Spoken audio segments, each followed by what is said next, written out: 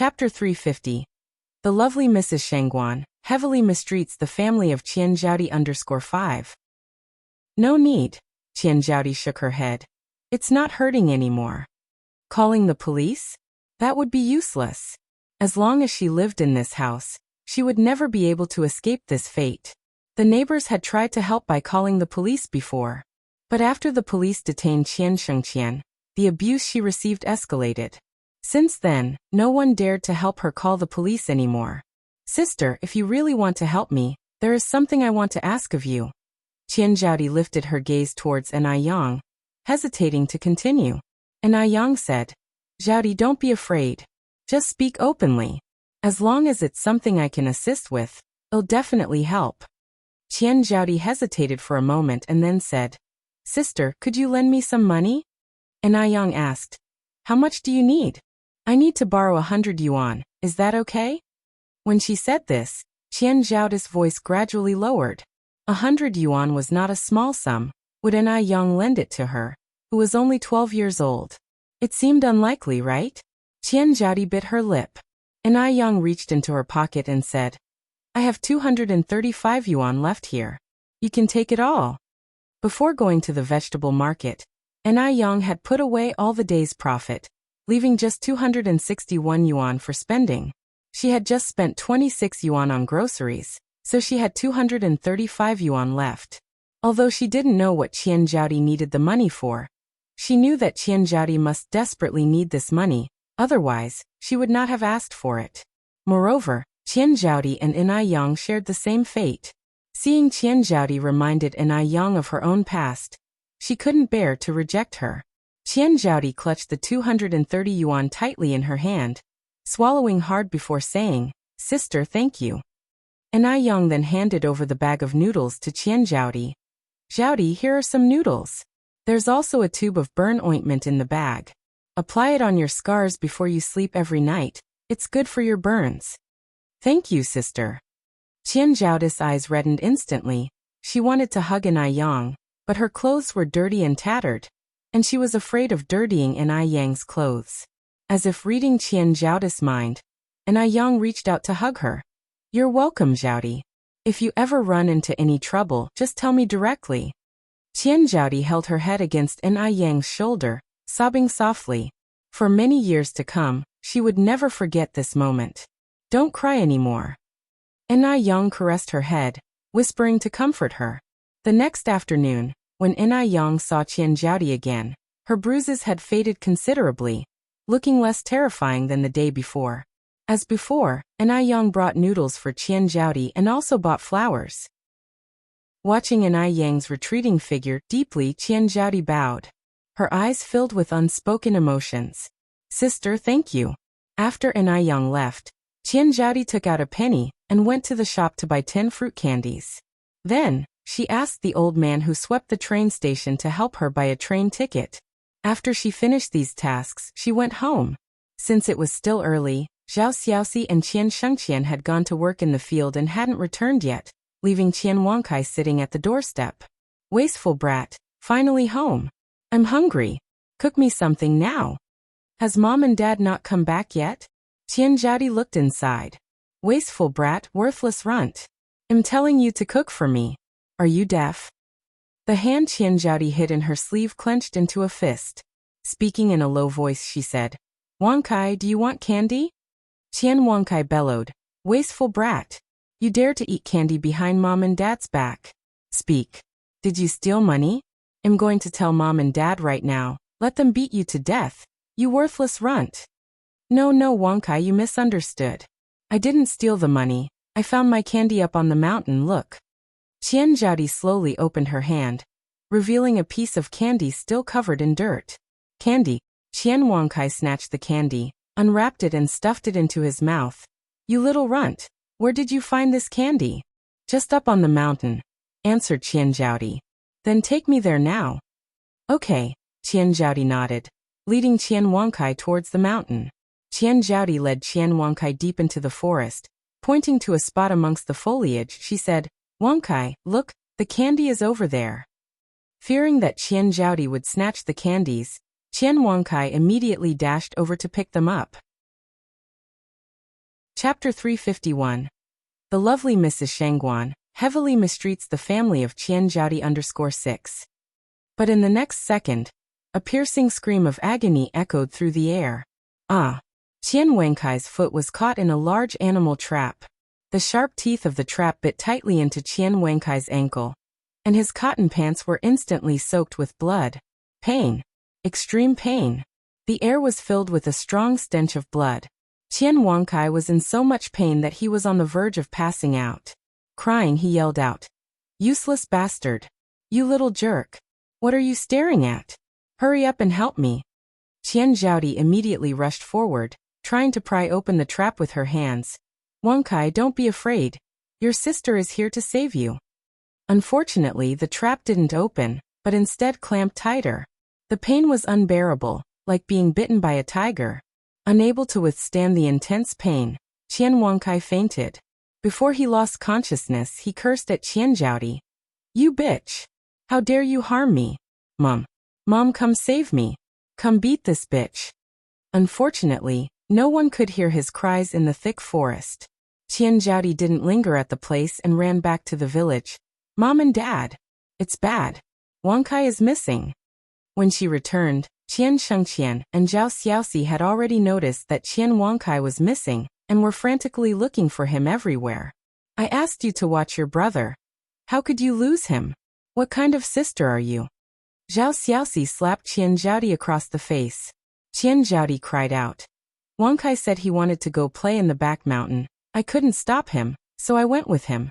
But all of a sudden, Wenkai disappeared while we were playing. I don't know what happened." Qian Shengqian grabbed a flashlight and walked out of the house anxiously. "Xiaoxi, let's go find Wenkai. Once we find him, we'll settle the score with this good-for-nothing girl. If something happens to Wenkai today, I'll skin you alive." The couple left the house, cursing and swearing. Not long after, a huge fire broke out in a small farmhouse, consuming everything inside. The flickering flames lit up Qian Zhaodi's dirt-streaked face, and a hint of a smile appeared on corner of her mouth. She finally took the step. Before leaving, Qian Zhaodi went to the door of Granny Gu's house next door and gave a sincere kowtow. These years, Granny Gu had taken care of her time and time again. Without her, she might have died long ago. Just then, the tightly closed door suddenly opened. "Granny Gu." Qian Zhaodi looked up at Granny Gu surprised. Granny Gu shoved a bundle into Qian Zhaodi's arms. "Child, don't say anything. Go quickly." "Granny Gu." Qian Zhaodi choked out, "Goodbye." Qian Zhaodi's frail figure disappeared into the dimness of the night. Granny Gu watched her leave and sighed slowly. It's better that she's gone. Because if Qian Zhaodi continued to stay in this family, she would eventually face certain death. By the time Zhao Xiaoxi and Qian Shengqian brought the unconscious Qian Wenkai back from the mountain, the fire was completely out of control, and the beams of the house had collapsed. "Oh my God! What happened? Help! Somebody help put out the fire!" Qian Shengqian was quite wealthy, and underneath his bed, he had hidden treasures handed down from his ancestors. "My treasure! My treasure!" Without his treasures, how would his family live the high life in the future? When the couple shouted out in panic, it drew quite a few villagers to come and watch the excitement. But they were there just to watch. In the village, Qian Shengqian and Zhao Xiaoxi were notorious for their domineering, cunning, and evil behavior, frequently abusing their daughter. So when they came to such a state, everyone was almost clapping in joy. What goes around comes around. This is their retribution. Right you are. I beg you, please help us put out the fire. I will pay you a lot. At this point, Zhao Xiaoxi didn't care about her son's injuries anymore. She knelt on the ground, pleading with everyone. Even if you give us a lot of money, we can't act against our conscience. Yes. 3 feet above our heads, there are divine beings watching. If we help put out the fire, won't that just be helping a tyrant? When you two are doing evil things in the village and abusing Zhaodi, didn't you ever think about this day? You deserve it. Please. Zhao Xiaoxi knelt till his forehead was bloody, but no one was willing to reach out a helping hand. Relying on others will not help. Qian Shengqian bravely dashed into the blazing inferno to retrieve his treasure. Wenkai's father. Zhao Xiaoxi screamed in horror. watching as the raging fire engulfed Qian Shengqian. Then there is such a question from the crowd. Where is Zhaodi? My goodness! The child isn't still in the fire, is she? Zhaodi is such a pitiful child. Once this realization seeped in, the onlookers promptly began to extinguish the flames. But it was too late, because the fire was way too massive. However, they managed to drag Qian Shengqian out of the burning area. But by then, it was too late. Qian Shengqian was so charred that he was unrecognizable. He was barely alive, but bedridden for the rest of his life. Qian Wangkai, on the other hand, had to have his limb amputated because his wounds were not properly cared for in time, and thus had become infected. As for Qian Zhaodi, everyone speculated whether she had been reduced to ashes in the fire. Everything was lost. No more people, no more money. Zhao Xiaoxi sat on the cold ground, crying uncontrollably, and finally, unable to cope with this blow, he turned mad overnight. At this time, Qian Zhaodi had just gotten off the train. Watching the rising red sun, her eyes brimmed with endless hope. A new life. It had begun. She would tread along the pathway leading towards her future, slowly but steadily. The next day, when Yang went to the vegetable market again, she didn't see the familiar figure with yearning eyes, clutching a camellia flower. It was getting late, and there was still no sign of Zhaodi. Yang glanced at the setting sun and furrowed her brows in concern. Excuse me, are you Sister Yang? A childish voice sounded at her side. Looking down, Yang saw a little boy about 7 or 8. I am Yang. How can I help you, dear? The boy said. I'm Zhaodi's good friend. She asked me to tell you that she has gone far away. She will take care of herself, and you should not worry about her. Also, the boy pulled a red string out of his pocket and gave it to Yang. She asked me to give this to you. Before Yang could ask anything else, the young boy scurried off. Yang lowered her eyes to the red string in her palm. It was an ordinary red string, with a peach pit in the shape of a basket tied to it. The pit was polished and gleamed brightly, which showed the dedication of whoever crafted it. Peach pits tied with red strings were considered talismans against evil in folklore. Nevertheless, this was a token from Zhaodi, and Yang carefully tied it around her left wrist. Soon Saturday arrived. Today was the day of Li Yanren's party. Fearful that Li Ting might not be interested in such a gathering, she had not only invited Yang, but also Li Xianxian. The idea of a party, after all, was to make it as lively as possible with more people. Chapter 352. Handsome Counterattack, revealing the true face of Li Xianxian _1 Yang, having accepted Li Yanren's invitation, naturally wouldn't break her promise. It's already the 4th lunar month now, and the weather is slowly warming up.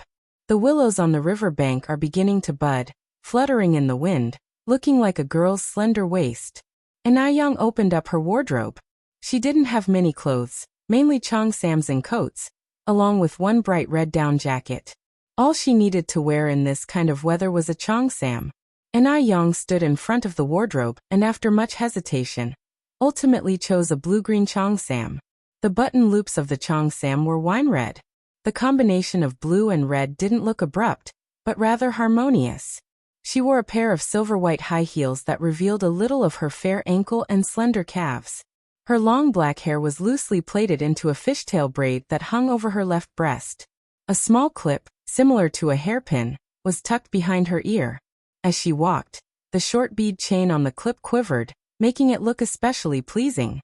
The cheongsam is a type of attire that is rather selective of its wearer. If slightly mishandled, it would make the wearer seem excessively mature drab. Yet when worn by Yang, one could see infinite vitality and beauty. A feast for the eyes. She was like an orchid blooming alone in a valley, capable of becoming a beautiful landscape wherever she went. Just as Yang finished changing her clothes, Kuihua's voice came from the courtyard. Yang, are you ready? Yanran is here. I'm ready. Yang walked out of the room. Yang, you look so beautiful. Even though this wasn't the first time seeing Yang dressed in a cheongsam, each time, Yang always impressed, radiating a unique beauty in each cheongsam she wore. Thank you, Yang said with a smile. You're very beautiful too. I mean it, you're really beautiful. Li Yanran went over and held onto Enai Yang's wrist. Oh, how wonderful it would be if beautiful Enai Yang could become her sister-in-law and save the gene pool of the Li family. Li Yanran mused happily. The two greeted Enai Tsuehua, then left the Enai family home. Due to the poor roads in the village, Li Yanran's car could only be parked at the entrance of the village. The two walked to the village entrance. Li Yanran opened the door of the passenger side. Yang, you sit next to me. Enai Yang was somewhat surprised. Yanran, you drove here yourself? In the 80s, it was rare for women to drive. But then again, Li Yanran was from a wealthy family, so her being able to drive wasn't a rarity. Li Yanran nodded. Yes, I drove here myself. Enai Yang leaned in and slid into the car. The car that Li Yanran was driving was a well-known domestic brand, with all leather seats, and even a radio installed inside. At that moment, the radio was broadcasting a famous martial arts novel. Not only could the radio broadcast novels, but it could also play music. Li Yanran turned to Enai Yang. Yang, would you like to listen to some music? Sure. Enai Yang nodded. Li Yanran flipped the switch, and a familiar song instantly began to play from the radio. It seems as if I've seen it in a dream. Waves appear in my heart, casting aside worldly worries and grievances. This song, The Iron-Blooded Loyal Heart, was the theme song for The Legend of the Condor Heroes, starring Huang Rihua and Wang Meiling. The Legend of the Condor Heroes first aired in 1983, and in the years that followed, it became an unforgettable memory for an entire generation and an unparalleled classic on screen. This was too familiar a song, and it made Enai Yang hum along subconsciously. Her voice was clear and melodious, possessing an indescribable charm when humming Cantonese songs. Li Yanran exclaimed in surprise. Yang, you can actually sing The Iron-Blooded Loyal Heart. The Iron-Blooded Loyal Heart was in Cantonese, which Li Yanran had wanted to learn for some time. Cantonese was rather difficult, and she hadn't yet mastered it. Enai Yang smiled. I can sing a bit. Li Yanran said enviously. Yang, you're too amazing. Enai Yang replied. If you want to learn it, I can share a little trick with you. Yes, tell me. Enai Yang went on. Initially, you don't need to focus on nailing every single word and sound. Just try to incorporate a bit of Cantonese flavor into your native Mandarin. Then listen more, sing more. If all else fails, you can remember the phonetic equivalents of the lyrics. Upon hearing this, Li Yanran's eyes lit up. Right. Why didn't I think of that? I can remember the homophonic phrases. Yang, you're too smart. Chapter 353. Handsome Counterattack, revealing the true face of Li Xianxian_2. Enai Yang bashfully rubbed her nose and modestly said, Just so. The Li family's residence was located right in the heart of the city. Traffic in Beijing at this time was still convenient with no traffic jams, so they quickly reached the Li family's villa. Yang, we're here. All right. Enai Yang opened the car door and got out. Li Yanran led Enai Yang inside. The Li's house was decorated in a Western style, with plenty of modern touches seen throughout. The gathering was held in the back garden. By the time Li Yanran and Enai Yang arrived, the back garden was already filled with many people, men and women alike, laughing and chatting merrily. Li Yanran led Enai Yang straight to Li Tingji. Brother, let me introduce you to Yang, my best friend. Yang, this is my brother. Miss Li, you already know Yang, so there's no need for me to introduce you. Miss Enai, nice to meet you. A light of astonishment flashed in Li Tingzi's eyes as he extended his hand to Enai Yang. Mr. Li, nice to meet you. Enai Yang reached out and shook his hand. As they shook hands, a small red string slipped from her sleeve. The dazzling red color was like a winter plum blossoming amidst the pure white snow, perfectly complementing her fastening buttons. It was extremely eye-catching. What a stunning woman. However, no matter how beautiful Enai Yang was, he wouldn't be changing his affections, since the person he loved the most was Li Xianxian. Li Xianxian was a very talented woman, while Enai Yang, despite her beauty, seemed like nothing more than an attractive airhead. How could she compare to the talented Li Xianxian? Li Tingji did not take fancy over beautiful women who were empty inside. Maintaining a proper smile on her face, Li Xianxian greeted Enai Yang. Yang. Sister Xianxian, What a coincidence. And Young also smiled. And Young did not expect to see Li Xianxian here today. And Li Xianxian did not expect to bump into Young at the Li residence. Yes, what a coincidence indeed. Li Tingji asked in surprise. Xianxian, you know Miss Ni? Li Xianxian nodded. I had met Yang at Granny Mo's house before. Yang is the divine doctor who cured Xiaodai's illness. Having previously been put in her place by Yang, Li Xianxian wasn't about to make the same mistake. She was waiting for a perfect opportunity, one that could lead to Yang losing face. With so many people here today, it wouldn't be too hard to embarrass Yang. Li Tingji nodded and exclaimed, Miss Ni is really amazing. Yang replied with a light smile, just fulfilling my duty as a doctor. Li Tingji was stunned.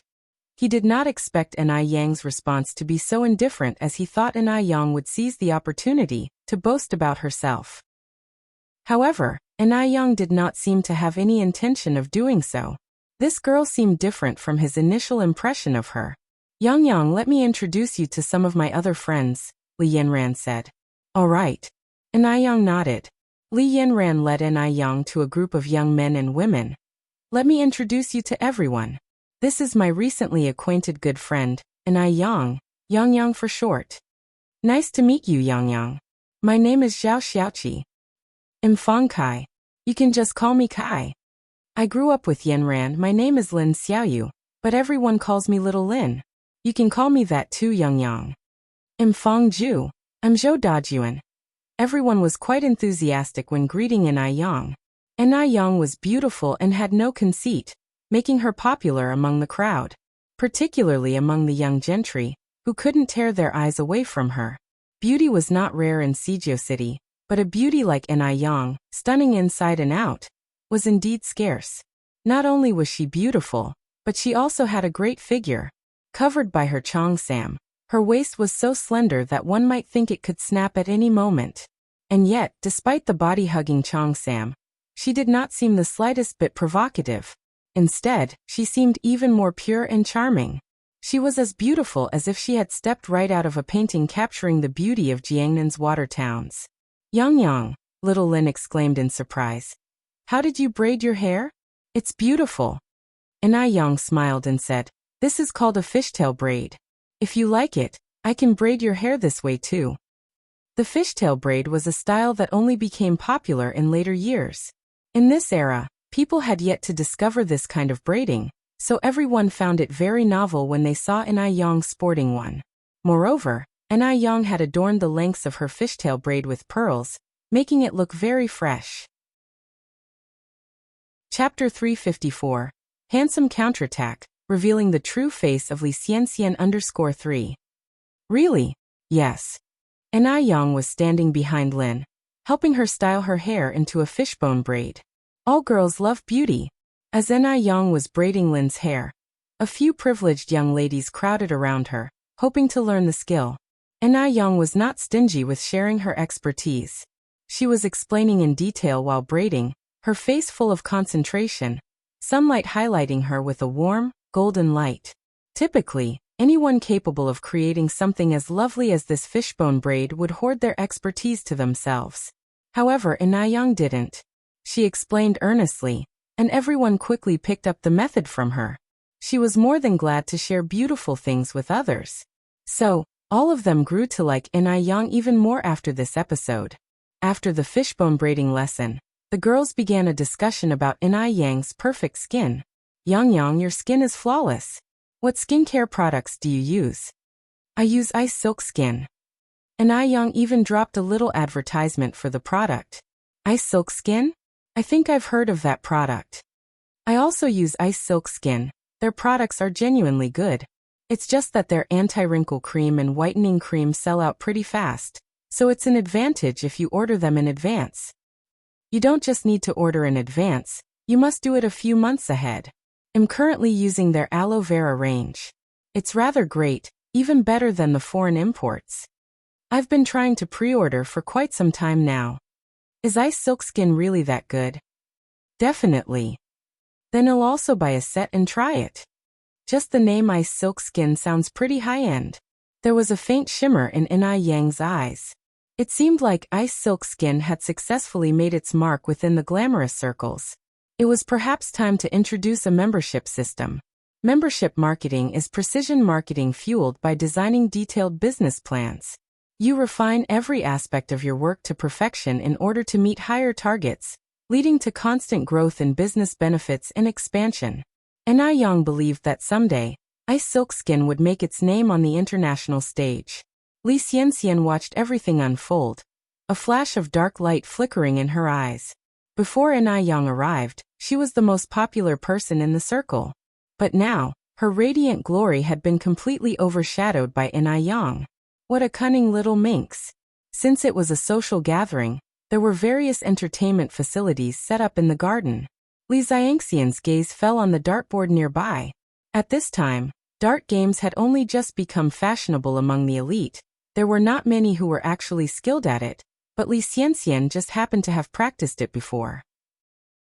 Li Xianxian walked up to the dartboard, picked up a dart, and standing about 20 meters away, elegantly flung the dart. Snap!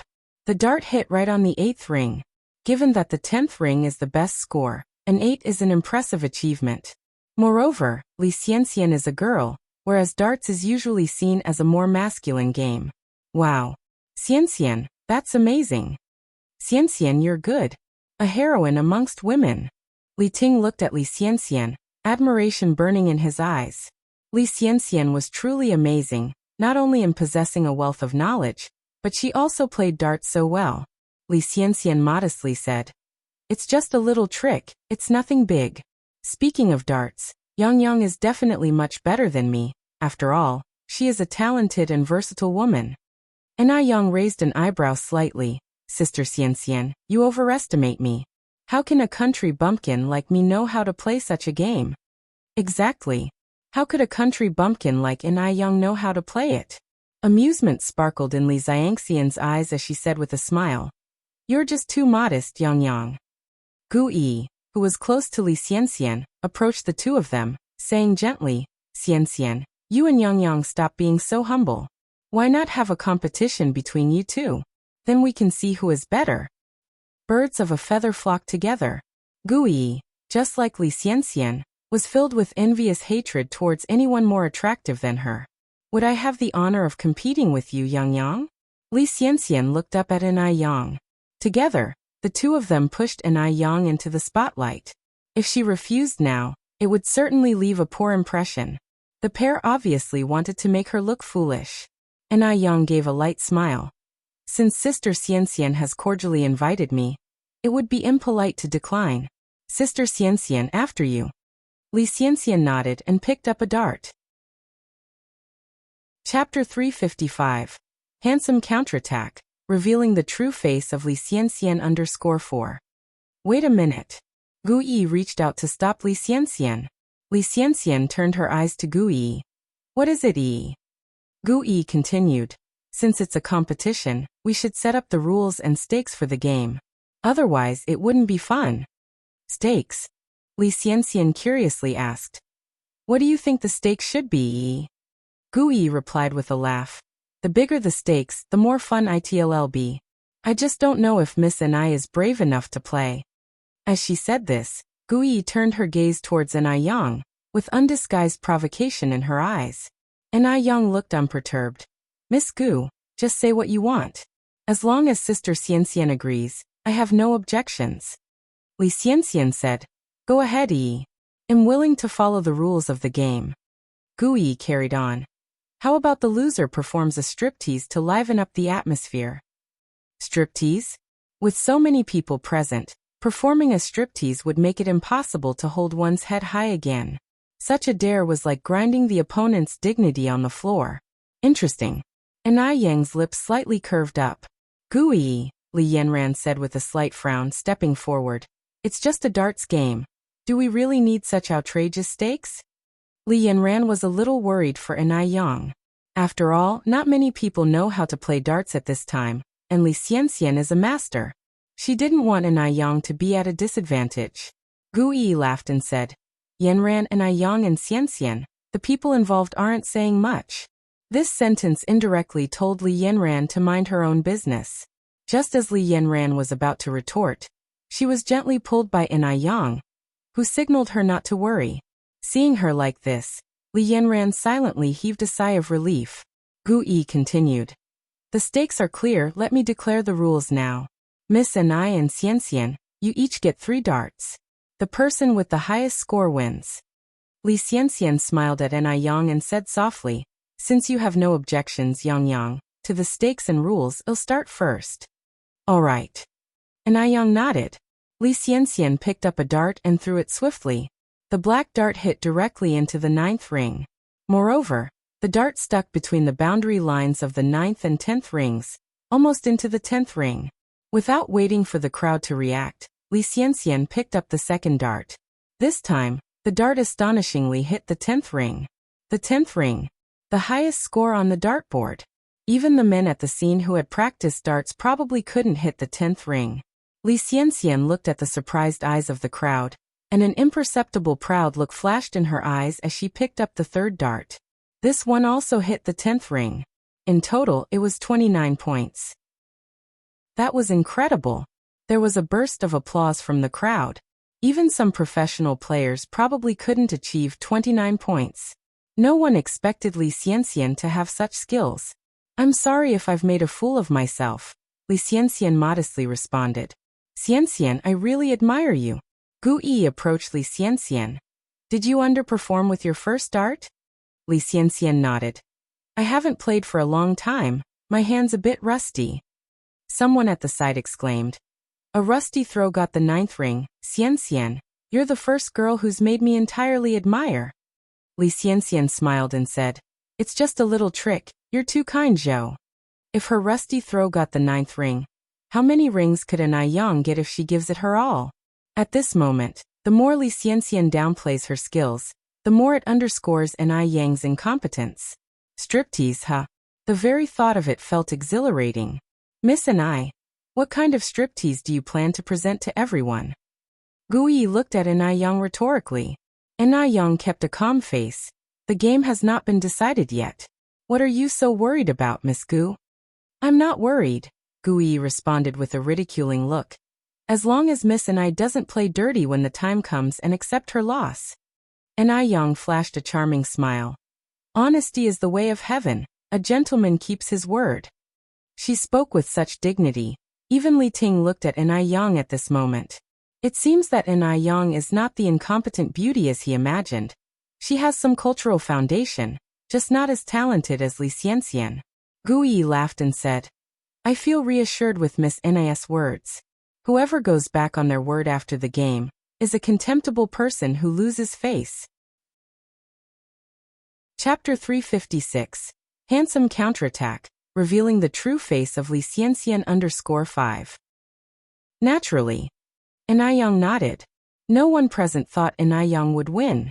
After all, Li Xianxian scored 29 points. Unless Inai Yang could score 30 points. Although Inai Yang was beautiful, beauty didn't equate to skill. Could she score 30 points? Inai Yang casually picked up 3 darts, half-closed her eyes, aimed at the bullseye, lightly flicked her left hand, and all 3 darts flew out. Her actions were clean and sharp, without a hint of messiness. All 3 of them. She actually threw all 3 at once? Could all 3 hit the dartboard at once? Does she even know how to play darts? Inai Yang was about to embarrass herself. She would become the laughingstock of the venue. A triumphant glimmer flashed momentarily across Li Xianxian's eyes. But the next second, something unbelievable happened. All 3 darts hit the 10-ring score. And they hit the bullseye. All 3 darts were tightly clustered together. This was beyond impressive. Scary. It's really too scary. Li Xianxian's face turned deathly pale. What? How could this be possible? How could Inai Yang, a simple country girl, have such talent? Xianxian, Li Yanran gloated. What kind of sultry dance are you preparing to perform for us? A sultry dance? How could she dance that kind of dance? Gu Yi stood up and said, this round doesn't count. No one could hit the bullseye with all 3 darts at once. This must be a coincidence. Li Yanran retorted. Gu Yi, your reasoning seems a bit far-fetched, don't you think? You say it's a coincidence, then why don't you go ahead and show us a coincidence of your own? If you can't stand to lose, then don't play. Gu Yi retorted. If it's not a coincidence, then Miss and I, please demonstrate for us again. She refused to believe that An Yang could be so lucky a second time. Upon hearing this, everyone around nodded in agreement. Hitting the bullseye with 3 darts at once. It truly was a bit unbelievable, and could indeed be mere coincidence. Gu Yi, you're just stirring up trouble. Li Yanran was furious. A sense of relief washed over Li Xiangxian's face. It was just a coincidence. She didn't need to panic. In the end, the loser would still be An Yang. An Yang gave a light smile, reached out to pick up 3 darts. Then please watch closely, Miss Gu. Since everyone thought it was a coincidence, she would prove herself with her skills. With those words, she raised her hand. Swish, swish, swish. All 3 darts hit the bullseye again. Everyone fell completely silent. The area was absolutely quiet. Nobody said a word. An Yang continued. If Miss Gu still thinks it's a coincidence, then how about this? After she spoke, An Yang threw another 3 darts. And this time, she threw them with her back facing the dartboard. Her pose was scarily cool. What was even scarier was that all 3 darts still hit the bullseye. Even Li Ting, standing beside her, was dumbfounded. He thought that Li Xianxian was the most impressive girl he had ever met, but he never ever thought that, in this world, there was someone who could beat Li Xianxian. Yang, you're so good. Li Yanran walked over and hugged An Yang's arm. I guess some people have no words left now. How is this possible? Gu Yi exclaimed in disbelief. Did you cheat? How could you cheat at darts? There were so many people watching. Gu Yi's accusation was absurd. An Yang smiled faintly. The corners of her mouth lifted slightly. Only a dog would go back on its word, so. Miss Gu, don't be a dog. Her tone was gentle but resolute, effectively reprimanding both Gu Yi and Li Xianxian without a single swear word. Xianxian, it's time for you to keep your end of the bet.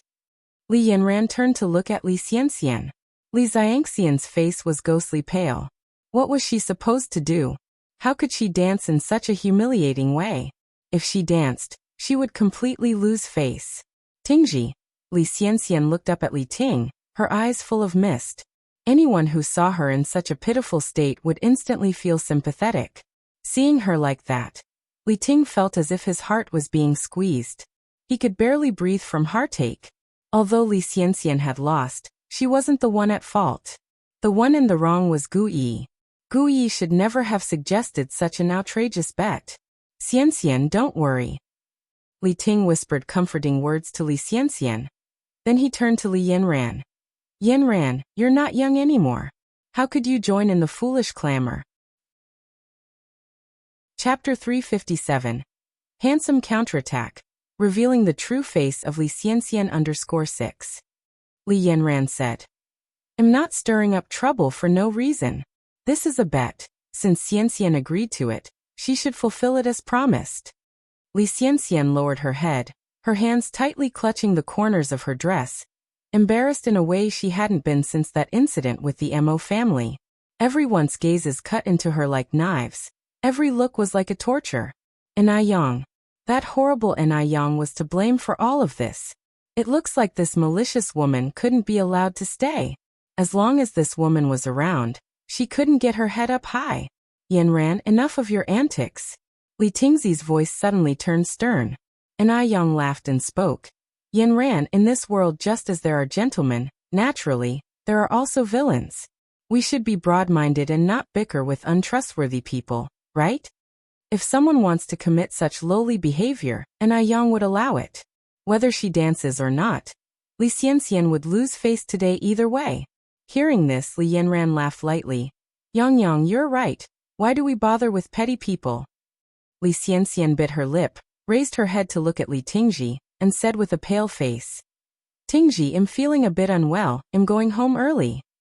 Li Tingji said in a worried tone. I'll send you home. No need, I want to be alone for a while. After saying this, Li Xianxian turned around and left directly. Li Tingji walked up to Li Yanran and said angrily, Yanran, do you realize that you went too far just now? Xian is our guest. Look at what you've reduced her to. Since Ni Yang was a guest, Li Tingji couldn't directly point fingers at her, so he indirectly criticized his own younger sister instead. How have I gone too far? I was just abiding by the bet. Li Yanran said. Brother, the one who's being unreasonable is you. You know that Li Xianxian is a guest, but Yang Yang is also a guest who I invited. Li Tingji choked up. Anyway, you're not allowed to treat Xianxian like this in the future. Li Yanran got tired of dealing with her confused elder brother, and, pulling Ni Yang aside, she walked away. Yang Yang, let's go over here. The two sat in front of a small flower bed, where Li Yanran began to tell Ni Yang about the past between Li Xianxian and Li Tingji. My brother is a man who values substance. The reason he is so protective of Li Xianxian is because of her talent. Although Li Xianxian's character is questionable, she is indeed talented.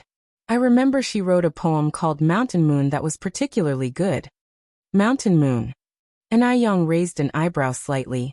Yanran, do you remember the content? Li Yanran thought for a moment, then said, I once came by moonlight solely because you were in the mountains. Ni Yang continued. The mountain breeze brushes against my hair, my neck and my bare shoulders. The moonlight dresses me in radiant garments. The moonlight dresses me in radiant garments. Just as Li Tingji happened to be passing by, he was surprised. Miss Ni, you also appreciate Xiangxian's poetry. Li Yanran looked at Ni Yang in shock as well. Ni Yang laughed and said, Li Xiangxian's poem? When did this poem become Li Xiangxian's? If I remember correctly, this is clearly Shi Mirong's poem. In Ni Yang's previous life, she clearly remembered Shi Mirong's existence, and that Shi Mirong had been famous all over China in 81, but in this life, there was no news about Shi Mirong at all. It is unclear whether this is due to the butterfly effect brought about by reincarnation. However, it was disgusting that Li Xianxian blatantly claimed others' work for her own. Nonsense. Li Tingzi's face changed. Miss Ni, even if you have an issue with Xianxian, there's no need for you to insult her like this. Do you know how important a reputation is to a girl? Ni Yang looked indifferent and continued. Li Xianxian told you that she wrote Mountain Moon, but did she also tell you that Mountain Moon was selected from a poetry collection named 7 Miles Scent, which not only contains Mountain Moon but many other famous poems? And Mountain Moon does not end at the moonlight dresses me in radiant garments. There's another part following it. The reason Li Xianxian didn't write the following part was likely because she only read the first half of Mountain Moon. Always ready to fan the flames, Li Yanran asked. Yang Yang, what's the latter part about? Ni Yang continued. New greenery appears in the forest, just like my youthful appearance. Youth is transparent like strong liquor, drinkable, able to be drained, able to part ways, but eventually, how many things we two have exchanged as the stars shifted. Li Tingzi's face grew increasingly dark, for he had never heard Li Xianxian recite this last part. Could Li Xianxian actually have plagiarized? Li Yanran shook her head. Tut tut, Li Xianxian is such a hypocrite. Does such a thing. Shameless. Li Tingji couldn't accept this blow and subconsciously defended Li Xianxian. There must be some misunderstanding. Mr. Li is a smart man. Whether there is a misunderstanding or not, you should be clear in your heart. Ni Yang added, it was better to leave things unsaid here, otherwise it could backfire. Li Tingji stumbled away from the back garden. After Li Xianxian left the Li family, she headed to a public phone booth. Mother. The coldness in Li Xiangxian's voice coming through the phone gave Li Shu a shudder. She dashed Xianxian, what happened? Li Shu stuttered in fear. Ever since Ni Yang left Dam Village, Li Shu had been unable to eat or sleep properly, afraid that Li Xianxian would discover the truth. Did Mu Yang leave Dam Village? No. Li Shu wiped the cold sweat off her forehead. How long are you going to keep lying to me? What did I tell you? Why did you let her leave Dam Village? Li Shu hastily explained. Xianxian, listen to me. It's not what you think. I really tried my best, but you need to understand that it's difficult to go against the will of others. Li Shu recounted the events that had happened in Dam Village to Li Xianxian. After hearing the events, Li Xianxian narrowed her eyes. She is quite capable. She even managed to enlist the help of a city official. Li Xianxian continued. Mother, do you want to live a good life in the city? Xianxian, Li Shu exclaimed joyfully. Are you finally going to bring me to the city to live a good life? Mother, now you have more than just one daughter. Li Shu furrowed her eyebrows. Xianxian, what are you talking about? Apart from you, how many daughters could I have? Li Xianxian said. Didn't you already marry Mu Jinbao? Then Mu Yang is also your half-daughter. As your daughter, she should fulfill her obligation of supporting her parents and elders. Mother, Mu Yang is now doing well in the city. She has opened 4 noodle restaurants and has become quite wealthy. Wealthy? Li Shu's eyes lit up immediately. She didn't expect that little wretch Mu Yang to now have such ability. It seems that she was going to live the life of a rich wife in the future. The thought of this brought Li Shu much excitement. Li Xianxian continued. Mother, you don't need me to teach you what to do, right? No, Li Shu laughed. Xianxian, rest assured, this time I promise not to disappoint you. Chapter 358. Fine Sun Sherwu, pay back tooth for tooth, take it all as it is. _1 Li Xianxian gave a few more instructions, then said. Mum, you guys should set off as soon as possible. It's better to do this sooner rather than later. Once you get to Beijing, I'll arrange for someone to meet you. Okay. Li Shu hesitated for a moment, then asked, Xianxian, can I see you this time? Ever since the incident 3 years ago, the mother and daughter hadn't seen each other in person. Their only contact over the years had been through phone calls and telegrams. For anything important, Li Xianxian would notify Li Shu over the phone. And Li Xianxian never used a landline. Li Xianxian frowned slightly, her stance firm as she said, No, but I miss you a lot. Mum, do you want to kill me? Li Xianxian retorted. Of course not. Xianxian, why are you talking nonsense? Li Xianxian continued. Since you don't want to kill me, don't ever mention this again. Li Shu sighed. Xianxian, we can't never meet for the rest of our lives, can we? Li Xianxian replied. When it's time to meet, we'll meet. Mum, your most important task now is to get to Beijing as soon as possible. Alright, I understand. You take care of yourself in Beijing. After hanging up the phone, Li Shu returned to the Mu family. The Mu family house was the same as before, 3 very low mud huts. The 2 weather-beaten gates were filled with a sense of vicissitudes, as if they could be broken by a gust of wind. The thought of leaving this rundown place and living the good life in the city filled Li Shu with elation. Old Lady Mu was in the courtyard, doting on her grandson. My precious little darling, would you give Grandma a smile? The nearly 7-month-old baby was chubby, with bubbles of snot on his face. His neck and wrists were piled with fat folds, but his eyes lacked the brightness that a child his age should have, appearing hollow and listless. But nobody in the Mu family noticed this abnormality, treating him as their apple of their eye. After all, he was the Mu family's only grandson. Mum, I have great news. Li Shu entered the courtyard from outside. What's the big news? Old Lady Mu looked up at Li Shu. Mum, Li Shu continued. Our Yang is doing exceptionally well now. Old Lady Mu snorted coldly. What great achievements could that ungrateful wretch possibly have? She was just a burden, not even worth half of her golden grandson. Li Shu laughed and said, I heard from my relatives in the city that Yang is now running 4 shops there, and business is booming. She's now a 10,000 yuan household. Isn't that great news? 10,000 yuan household. In this era, being a 10,000 yuan household was a very big deal. Often you couldn't find one in 10 villages. Upon hearing this, Old Lady Mu asked in surprise, That wretch is really a 10,000 yuan household now? Indeed, responded Li Shu. My relative saw it with his own eyes. Are you telling me he would lie to me? Mum, our Mu family has finally produced a capable person. It's just a shame that Suehua has already divorced Jinbao. Otherwise, you and Jinbao could have enjoyed her success too. At the end of her words, Li Shu sighed deeply. Old Lady Mu squinted her eyes. Divorced?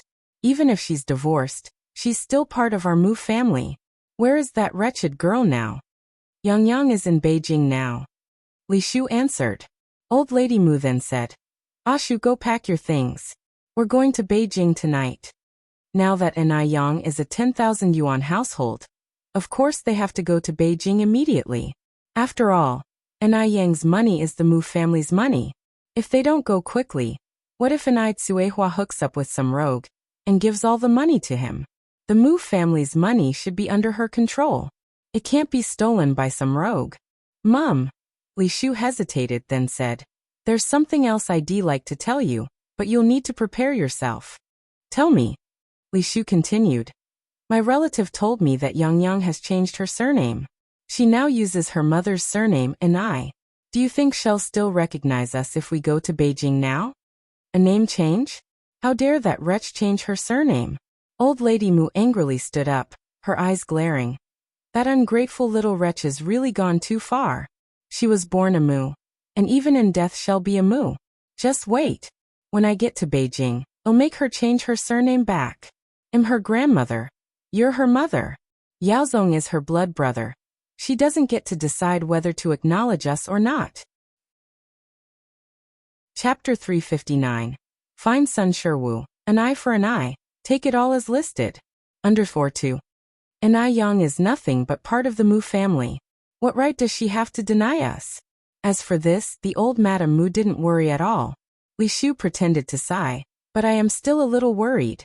Mrs. Mu followed with, "Don't worry. I am her grandmother. She is not obliged to disobey me." Li Shu nodded. "Then I'll go pack now." Go ahead. I will go to call Jinbao back." Mu Jinbao was working in the fields. When he heard about this, he was overjoyed. He was so excited that he didn't even know his last name anymore. He had never dreamed that he could become a man of tens of thousands in his lifetime. Didn't expect this little wretch to be so capable. Old Madame Mu huffed. "What skill does a loss-making wench have? It's all because our old Mu family's ancestral grave is well located and can emit green smoke. Otherwise, the loss-making girl probably would have starved to death outside. Now, she doesn't know how to be thankful, and she even dared to change her surname. This time, I must give her a good lesson. Otherwise, this little wretch might even move heaven and earth." Mu Jinbao agreed. "Mom, you are right. She needs to be disciplined." Li Shu said, "Mom, how should we split those 4 shops? I heard from my relatives that the shops have a good business and can make several thousand yuan a day." "Several thousand a day?" Upon hearing this, lustful lights appeared in the eyes of both Mu Jinbao and Mrs. Mu. "Let me think about it," said old Madame Mu, squinting her eyes, calculating. "Let's divide it this way. Yaozong will get 2, I'll get 1, and you 2 will get 1. However, Yaozong is still young and his shop will be managed by me for now." Old Mrs. Mu was a cunning woman herself. After all, Li Shu was an outsider. Mu Jinbao was a simple-minded, honest man. Naturally, too much couldn't be given to Li Shu. What if Li Shu took the money earned from the shop and secretly nourished another man outside? All the money in their family belonged to Mu Yaozong. Okay, I have no objections. Although Lady Mu only gave her 1 shop. But sooner or later, those other 3 shops will also be hers. After all, Mu Yaozong was born from her womb. It's her womb which is creditworthy. Seeing that Li Shu had no objections, Mrs. Mu nodded in satisfaction. What the Mu family needed was such an obedient good daughter-in-law, who could carry on the family line. "Mom, there is something I don't know whether I should say or not." Li Shu hesitated to speak. "Sure, you speak." Li Shu continued. "I think we should find a suitor for Yang during our trip and marry her off early, so that she won't covet our family's money. After all, our Mu family's money shouldn't fall into the hands of outsiders." Li Shu had already made arrangements with Li Xianxian. While introducing suitors to Yang, she would directly sell Yang to human traffickers, to let her have no place to be buried. All the better to get her out of Li Xianxian's way. Mrs. Mu nodded. "Shu, what you said makes sense." Li Shu expressed her concern. "It makes sense indeed, but what if Yang refuses? Didn't my distant relative get scared off by her last time?" Mrs. Mu shouted angrily.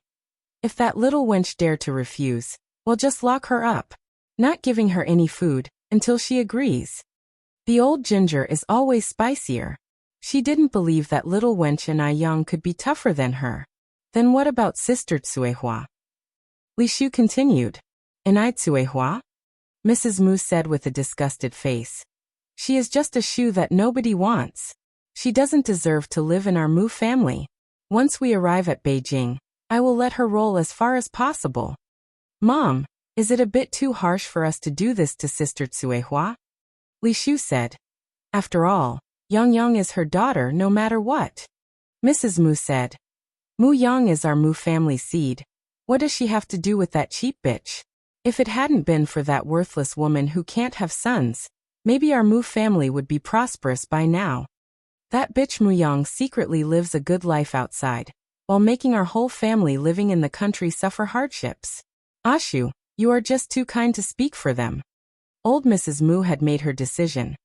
This time after they arrived in Beijing, she would definitely make Enai Yang understand that as a grandmother she wasn't to be trifled with. Chapter 360. Fine Sun Sherwu, an eye for an eye, take it all as per the list. _3. Or else, Enai Yang might believe that her grandma was just a papier-mâché figure. Mrs. Mu, whenever she thinks of Enai Tsuehua and her daughter using Mu family's money to live freely and comfortably, was getting so mad that her liver hurt. The family of 5 took all their belongings and went to the county city overnight. But since it was late when they arrived, the train tickets to Beijing were only available 3 days later. So they had no choice but to buy these tickets. Enai Yang had recently been busy with the customized member system of Ice Skin and Jadebone. She wasn't aware that the people from the Mu family were on their way here to Beijing. Yang, someone is looking for you. Enai Kuihua's voice came from the yard. Someone is looking for her? Who could it be? Enai Yang put down her pen and walked toward the yard. Mr. Xiaozhou? Seeing the man that came, Enai Yang was slightly surprised. Miss Enai. Being a detective, Xiaozhou wouldn't visit her for no reason. Enai Yang chuckled and said, Mr. Xiaozhou, let me introduce you. This is my mom. Mom, this is my friend Mr. Xiaozhou. To Zayaza's surprise, Enai Yang took the initiative to introduce him to her mom as her friend. Indeed, a great fortune in life is becoming friends with a beauty like Enai Yang. Xiaozhou cordially greeted. Good to see you, Auntie. You can just call me Xiaozhou. Enai Tsuehua nodded. Nice to meet you, Xiaozhou. Yang, lead Xiaozhou to take a seat inside. Okay. Mr. Xiaozhou, this way. Xiaozhou followed Enai Yang to the living room. Take a seat, Mr. Xiaozhou. Oh, make some tea. Xiaozhou somewhat embarrassedly replied. Miss Enai, you don't have to be so polite. I only need to say a few words and then I'll leave. Enai Yang smilingly answered. It's no big deal, just a cup of tea. It wasn't long before Enai Yang came over with a cup of freshly brewed tea. Xiaozhou took a sip of the tea, originally thinking it was just an ordinary cup of green tea. Unexpectedly, it was surprisingly good. This tea was incredibly aromatic. Miss Enai, where did you buy this tea? Enai Yang replied. I roasted it myself. Miss Enai, you are truly remarkable. Xiaozhou put down his teacup, then added. By the way, Miss Enai, the reason for my visit is to discuss something with you. Although it was not a significant matter, Xiaozhou believed it would indeed be of considerable importance to Enai Yang. Please go ahead, Mr. Xiaozhou.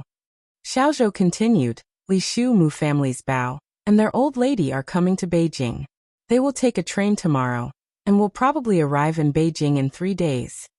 Since Enai Yang had previously asked Xiaozhou to look into Li Shu's past, Xiaozhou had been keeping a close watch on Li Shu's movements. Actually, Xiaozhou was returning a favor to Enai Yang. After all, Enai Yang had done him a great favor last time. Enai Yang's eyes slightly narrowed. She didn't expect that the Mu family would take the initiative to come to her doorstep. Without a doubt, this had Li Xiangxian's handprint all over it.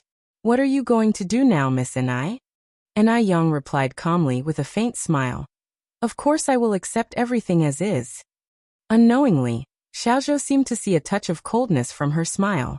She didn't act like an 18-year-old girl at all, but rather like a seasoned woman who had seen it all. Even Xiaozhou, a well-experienced detective, couldn't help but admire her. Enai Yang continued, Mr. Xiaozhou, this information is incredibly crucial to me. Thank you so much. Xiaozhou replied. Miss Enai, as you also said, we are friends. Friends should help each other out. If there's anything I can help you with in the future, Feel free to tell me. Okay. And Young nodded, then added, my friends all call me Yang Yang. You can call me that too, Mr. Xiaozhou. And Yang was very willing to make friends with the detective, which was one of the reasons she offered to help Xiaozhou cure his insomnia. Xiaozhou chuckled and said, Yang Yang, then you can just call me Xiaozhou. There's no reason for friends to call each other Mr. or Mississippi. And Yang agreed without any pretense. Okay, Xiaozhou. Xiaozhou continued, Yang Yang, now that everything has been clarified, I should go back. There's still work to do at the bureau. And Yang stood up and said, wait a moment, Xiaozhou. Xiaozhou halted, puzzled. And Yang came back quickly, carrying a large glass jar full of tea leaves. Xiao, you like tea, don't you? This is for you. This is too valuable, I cannot accept it. Such a big jar of tea leaves must have taken a long time to collect, not to mention the time to roast them. Chapter 361. Find Sun Sherwu, give him a taste of his own medicine, except as per the list. _4. Xiaozhou was not an ignorant person. And Yang said with a smile, it's all tea that I made myself. It can't compare with bought tea, as long as you don't mind. It was then that Xiaozhou reached out to take it. Yang, you're too modest, your tea is much better than the bought one. And Yang escorted Xiaozhou all the way to the village entrance. After going back home, she rode her bike to the city. She went to the vegetable market and bought some stewed meat and vegetables, then went to the store to buy 5 bottles of liquor, and then walked to number 18, Backstreet Lane. Number 18 Backstreet Lane was inhabited by a bunch of social misfits. Rarely would someone as young and beautiful as Yang set foot there. By this time, quite a few individuals with dubious intentions had emerged. A shady-looking delinquent, with a rub of his hands, sneakily followed Yang, attempting to grab her shoulder. At that moment, Yang landed a perfect backspin kick. Bang! The person was harshly kicked to the ground, so much so that he didn't even have the strength to crawl up. The sound of gasps filled the air, and no one else dared to come forward. Yang, unobstructed, reached Sun Shiwa's residence. The door was closed. While knocking on the door, Yang called out, Uncle Sherwu, are you inside? It was quite a while before Sun Sherwu creaked open the door, grumbling, who is it so early in the morning? Recognizing that it was Yang, Sun Sherwu smiled from ear to ear. It's Yang. What brings you here? Come inside quickly. As Sun Sherwu led Yang into the room, he kicked the empty liquor bottles on the ground. My room is a mess, I hope you don't mind, Yang. Yang said with a smile, I don't mind. If Aunt Ashu were with you, it certainly wouldn't be this messy. Whenever Li Shu was mentioned, that cheap woman, Sun Shiwa's anger surged. He launched into a torrent of swearing. Sun Sherwu cleared the messy table a bit. Yang, have a seat. Thank you, Uncle Sherwu. Yang put her things on the table. Uncle Sherwu, I brought some liquor and snacks. Sun Sherwu said somewhat embarrassedly. Yang, you've spent money on me again. Yang chuckled. It's okay. You are my elder, and I used to get along so well with Sister Dalian, so it's only right that I show respect to you. Sun Sherwu exclaimed. Yang, you are a good girl. Not like that disrespectful daughter. She no longer sees me as her father. Speaking of Sun Dalian, Sun Sherwu's eyes filled with venom again. As his words fell, Sun Sherwu continued. Let's not talk about that damn girl. Bad luck. Today is a good day, let's have a drink. Sure. Yang nodded, setting out the stewed meat and vegetables. Sun Sherwu went inside to bring 2 ceramic cups. Worried Yang might mind his cups, Sun Sherwu washed them several times, then disinfected them twice with hot water. Although Sun Sherwu was not a reputable man, he held great respect for Yang. For one, he was impressed by Yang's skills, and secondly, Yang treated him really well. She brought him food, drinks, and even gave him money to spend. Thank you, Uncle Sherwu. Yang stood up and accepted the cups with both hands. Sun Sherwu said, we two are like family, no need for formalities. As the drinks flowed freely, Yang added, Uncle Sherwu, living alone like this isn't right. Have you considered finding Aunt Ashu and Sister Dalian? Sun Sherwu furiously slammed his cup onto the table. Once unfaithful, forever useless. Once I find them, they'll pay. And Young picked up a peanut. Uncle Sherwoo, you're being too harsh. There might be some kind of misunderstanding. Being together as a family is always better than being alone. Besides, Sister Dalian has always been smart.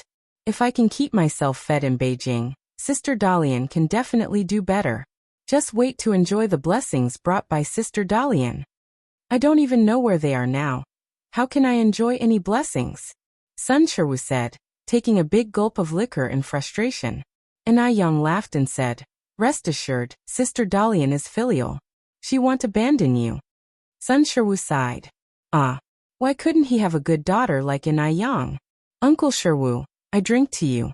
I believe that in the future, Sister Dalian will surely bring you happiness. Then let's hope your words come true. Yang, let me drink to you. In this manner, Sun Sherwoo got progressively drunk, and finally, he tried to make Young his sworn sister, starting to address one another as siblings. Chapter 362. Find Sun Sherwoo, retaliate tit for tat, take everything exactly as it is. _5.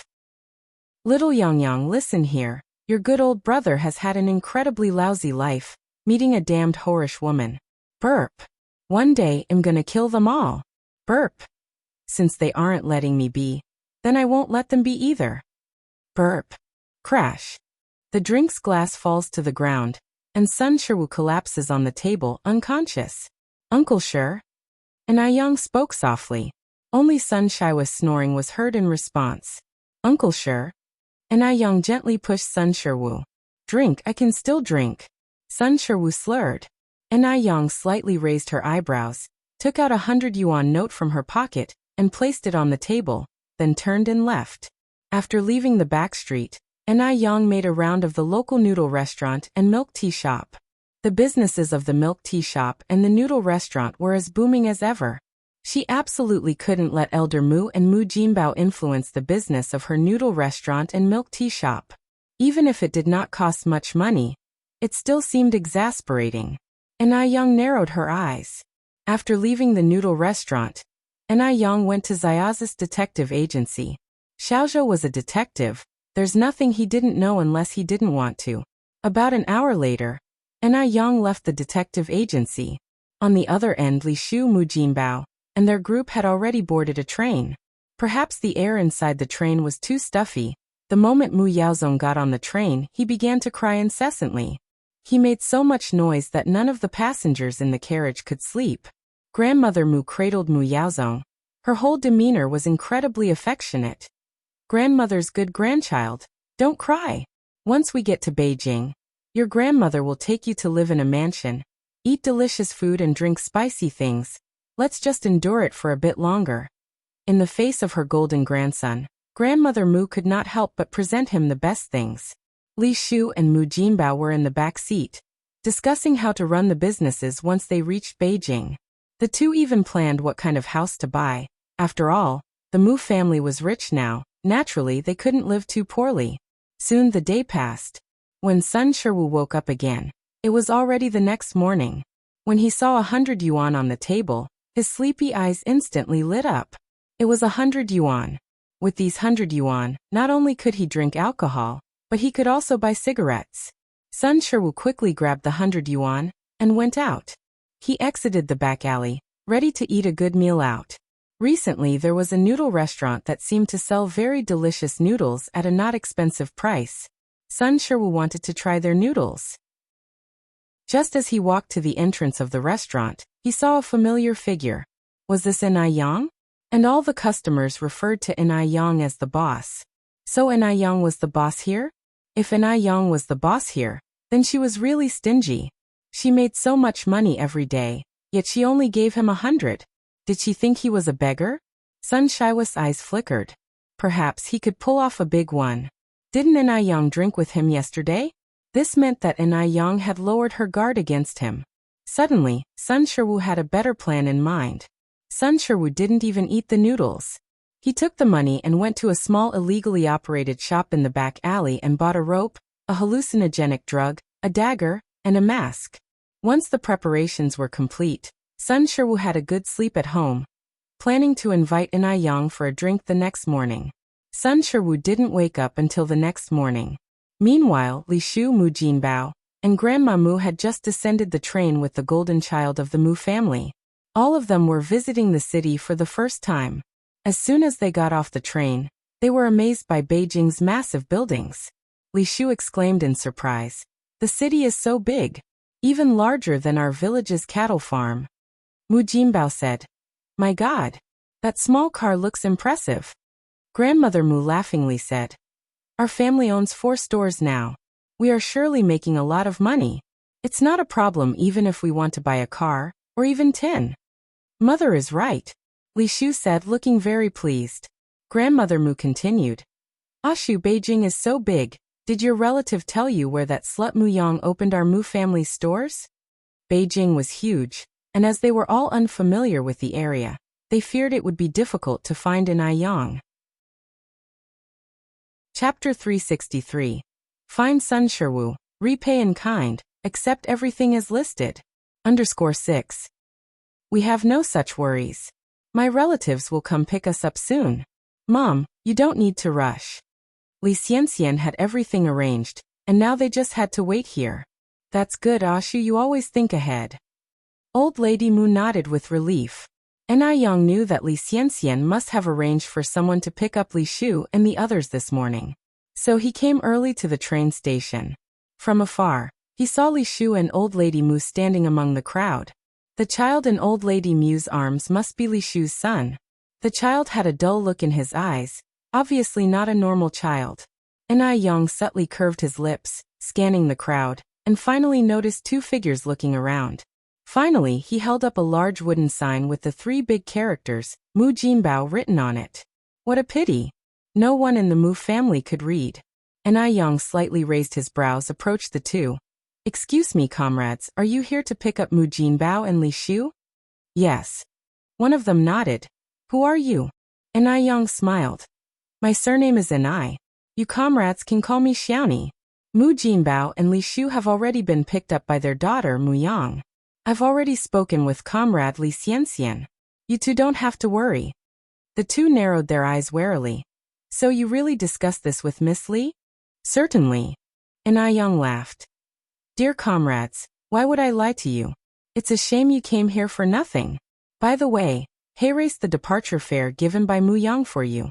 The money's not much, you can use it to buy some cigarettes." With that, An Yang handed out 2 large notes. Upon seeing the money, their eyes sparkled. The Qianmen cigarettes only cost 50 cents a pack. 10 yuan can buy 20 packs. That's quite generous. The 2 took the money and left without questioning An Yang any further. Who would lie for 10 yuan anyway? It's not like they're stuffed. Seeing the 2 leave, An Yang went to the public telephone booth, made a call, and said, "Hello." The voice on the other end was a slightly hoarse male voice. If someone were on the scene, they'd find that this voice belonged to one of the 2 men who just left. The person on the other end of the phone didn't notice anything unusual. "How's it going?" An Yang replied, "Rest assured, everything is well arranged." Upon hearing this, the heavy stone in Li Xianxian's heart finally landed. Since last night, her right eyelid had been twitching nonstop. She thought something must go wrong. Apparently, she was overthinking. After all, An Yang couldn't predict the future. How could anything go wrong? After hanging up the phone, Li Xianxian poured herself a glass of red wine to celebrate. Now, she just had to calmly wait for An Yang to be sold to the human traffickers. From then on, no one would stand in her way. She had also sent her work to the newspaper agency.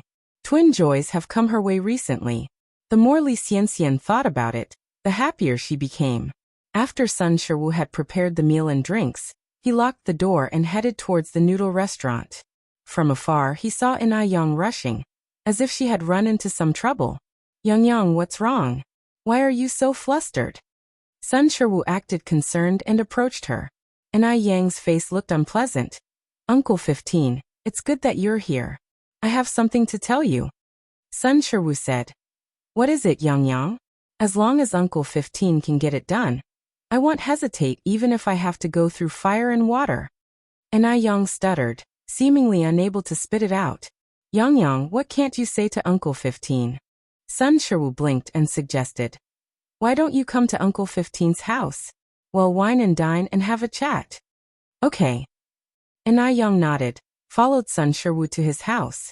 Sun Shiwu warmly invited Yang to sit down. Yang was no fool.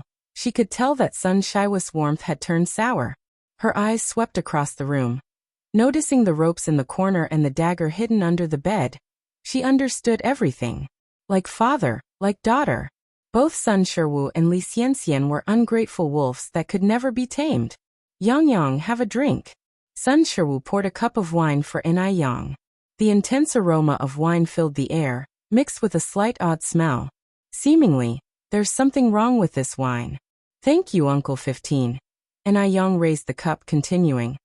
Uncle 15, I think I saw Aunt Ashu just now. Really? Sun Shiwu was so excited that he even dropped his cup.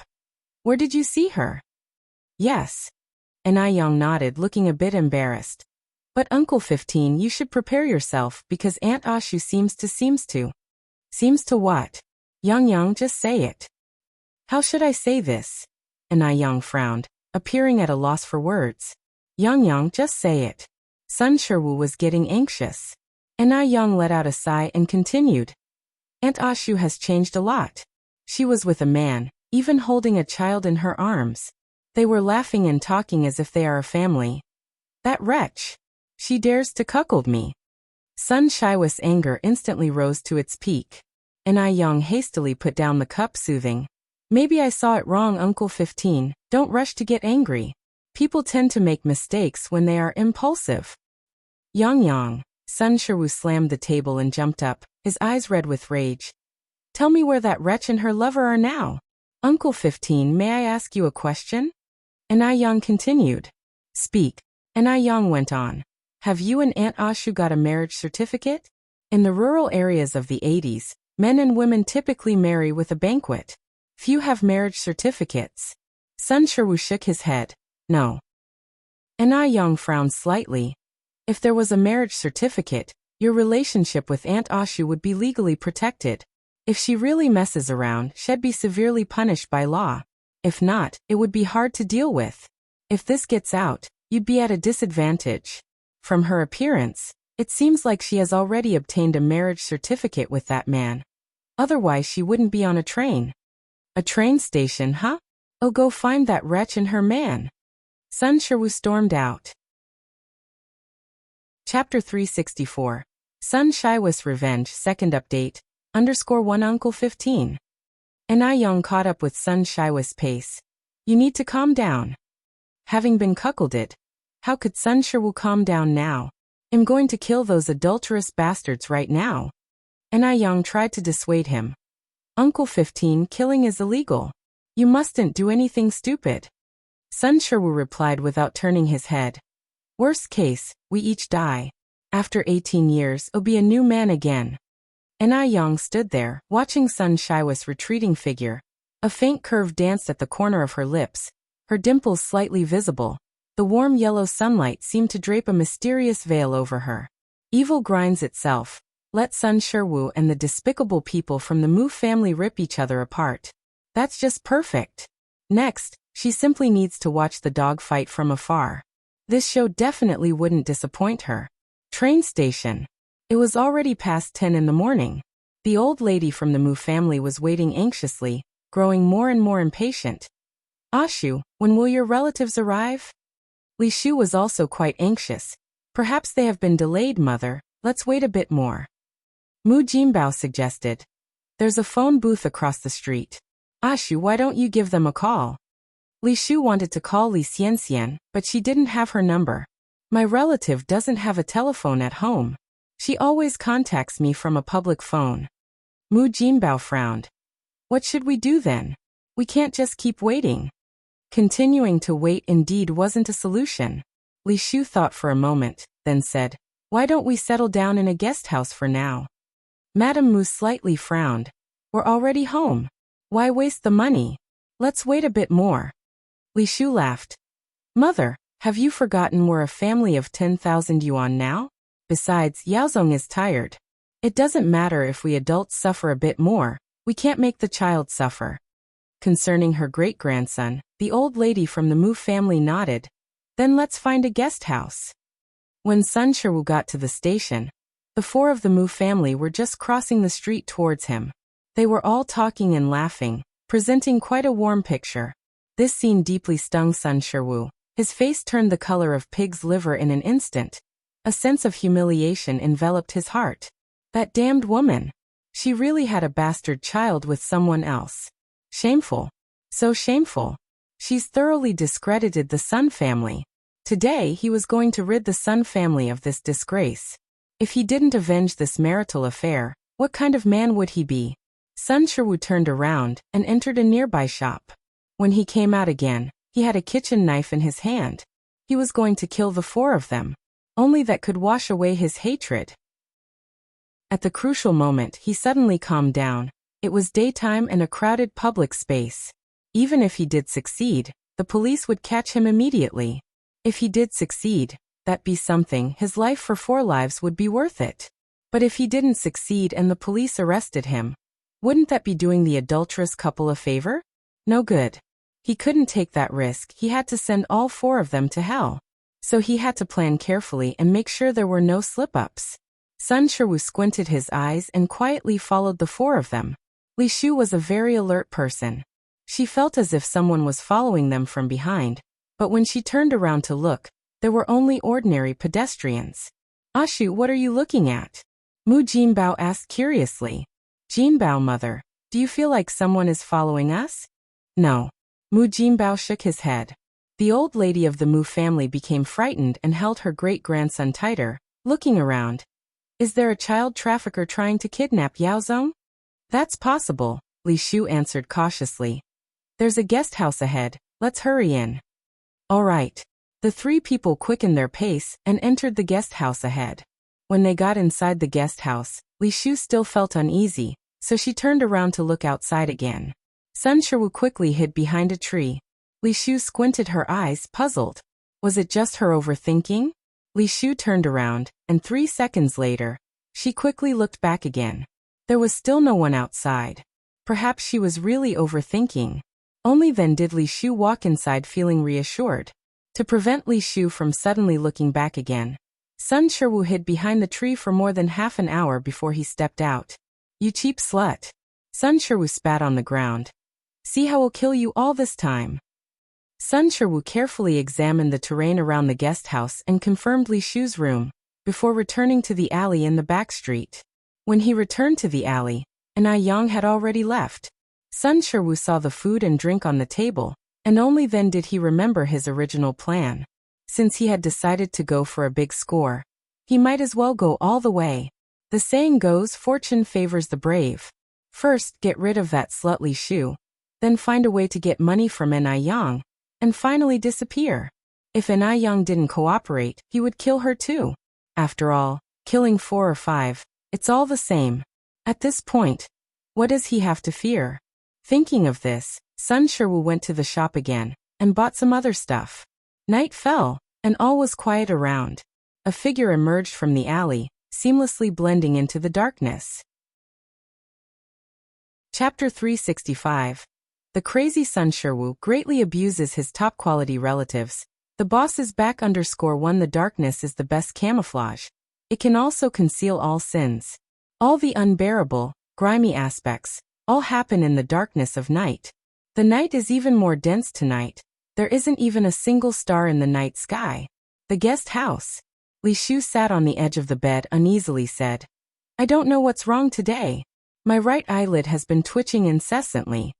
Mrs. Mu laughed. "A twitch in the morning signifies disaster, at noon wealth, in the evening ingots rolling in. This is a good omen. It means our family's days will get better and better." Their family was now well off. In the future the money would generate more money. Maybe they could even become the richest or something. The more Mrs. Mu thought about it, the happier she became. A good thing? A mocking look emerged in the eyes of Sun Sherwoo, who was hiding behind the window. Soon their entire family was going to hell. In a certain sense, this was indeed a good thing. Li Shu nodded. "Mom, you're right." Mu Jinbao put his arm around Li Shu's shoulder. "Of course, can what our mom says be wrong?" listening to the conversation coming from inside the room. Sun Shiwu clenched his teeth tight. His entire body was trembling. Bitch. But he didn't rashly burst in from the window. Instead, he waited until the lights in the room went out and confirmed that everyone inside was asleep. Only then did he openly arrive at the front desk of the guest house. It's past 2 a.m. The prime time for sleep. The old man at the front desk was snoring loudly with his head down on the table. Old man. Sun Shiwu gently pulled open the drawer and spoke at the same time. The old man was sleeping soundly and didn't respond at all. Sun Shiwu then felt at ease.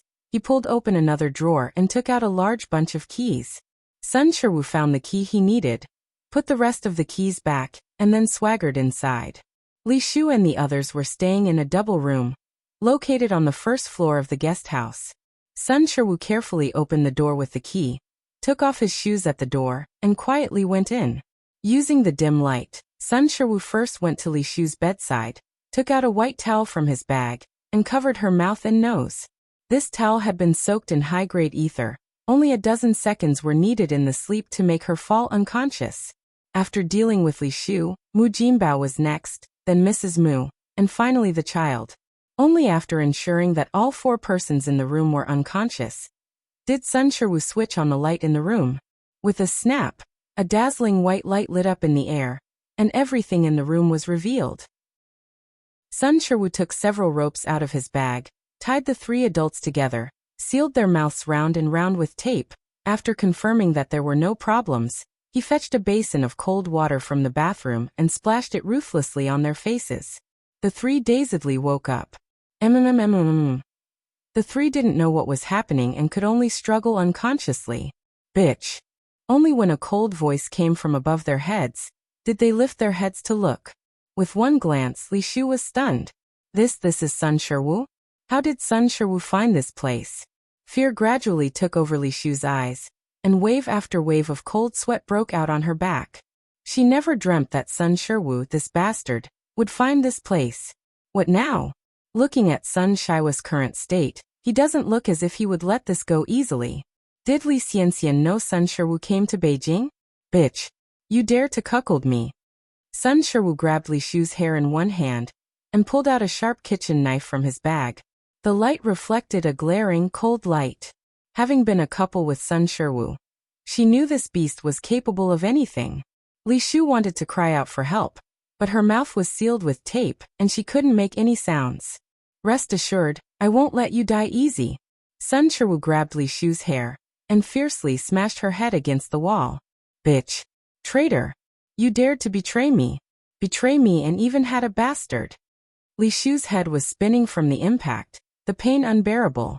In just a moment, there was the smell of thick, freshly spilled blood in the air. Mrs. Mu and Mu Jinbao weren't fools either. Now at this time, naturally, they could guess who Sun Shiwu was. Mrs. Mu wished she could kill Li Shu right now. This damn whore. She had a man on the outside, but still lied to them and said she was a chaste lady. Chapter 366. The Crazy Sun Shiwu, greatly abusing top-quality relatives. The big boss is back _2. What now? What about her precious grandchild? Her newly embraced grandchild? They had just become wealthy. She didn't want to die. She was waiting to enjoy her fortune. If she died, wouldn't all the money and shops in her family just go to Enai Tsuehua and that outsider man she was with? This is Mu family's money. How could it benefit outsiders? No. She couldn't die. Even if she died, she would drag Enai Tsuehua and her daughter down with her. If she couldn't live a good life, she wouldn't let them either. The old lady Mu frantically signaled to Sun Shiwu, hoping Sun Shiwu would spare them. After all, it was Li Shu who had wronged Sun Shiwu. Their family had been kept in the dark too. They were victims. As long as Sun Shiwu spared her, she could give him a lot of money. Unfortunately, Sun Shiwu didn't read minds. He turned to old lady Mu. Old hag, you're in such a hurry to die, huh? Sun Shiwu let go of Li Shu's hair, and instead grabbed old lady Mu's hair. How dare your son cuckold me? I'll make sure you don't know what's coming. Fear filled old lady Mu's eyes. Please let her go. As long as Sun Shiwu let her go, she was willing to pay any price. As the saying goes, The daughter pays the father's debts. She wanted to tell Sun Shiwu. She had a beautiful granddaughter. She could marry her granddaughter off to Sun Shiwu. After all, Anai Yang was better looking than Li Shu. She was serious. As long as Sun Shiwu let her go, she would forgive and forget, and let Anai Yang pay the debt. After all, that little wretch would have to get married someday. If Anai Yang wasn't enough, they could add Anai Tsuehua. If Sun Shiwu still felt unappeased, he could kill Anai Yang and Anai Tsuehua. But Sun Shiwu didn't give her the chance to speak. All of a sudden, old Lady Mu became anxious and scared, her face full of old tears. She had never been this scared in her life. Sun Shiwu made his move. Blood splattered everywhere. Old Lady Mu, in the midst of planning to use Anai Yang and Anai Tsuehua to pay off her debt, fell down in a pool of blood. Murder. 2 murders. Li Shu and Mu Jinbao were ordinary people. When had they seen such a scene? A strong smell of urine filled the air. Sun Shiwu looked down to see that it was Mu Jinbao who was so scared he had wet himself. Not only urinated, even defecated. The odor was nauseating. Sun Shiwu held the bloody knife and lightly patted Li Shu's face with it. "You've chosen such a coward?" Li Shu's eyes were wide open, as if her eyeballs were about to pop out. Her expression was filled with terror. She began to regret. She shouldn't have come to Beijing. HMN. Li Shu struggled constantly. "Whore, this time next year will be your death-iversary." A thin silhouette appeared by a public telephone booth. She dialed 3 numbers and the call was quickly answered. "Hello, this is the Beijing Public Security Bureau." Hearing this, Anai Yang's cold expression vanished, replaced with a layer of fear. The hoarse male voice on the phone was filled with heavy crying. "Pu Public Security Bureau. Yaoyaosi Guest House, Room 104. There's a murder." Sun Shiwu wasn't a good man either. Of course Anai Yang wouldn't let him get off scot-free. Moreover, now that Sun Shiwu had already started killing, even if he couldn't do anything to her, Anai Yang still had to consider for her family's mother and sister. She couldn't let other loved ones be threatened with their lives. As for Li Xianxian, Anai Yang had other plans. After all, Li Xianxian had been scheming for so long. Anai Yang certainly intended to let her experience the feeling of standing on top of clouds, then let her fall from the clouds. After all, the higher one stood, the harder they fell. "Don't be afraid, comrade. We're coming right now." Anai Yang hung up the phone, a faint smile playing on her lips. The righteous wail of a police siren shattered the quiet night.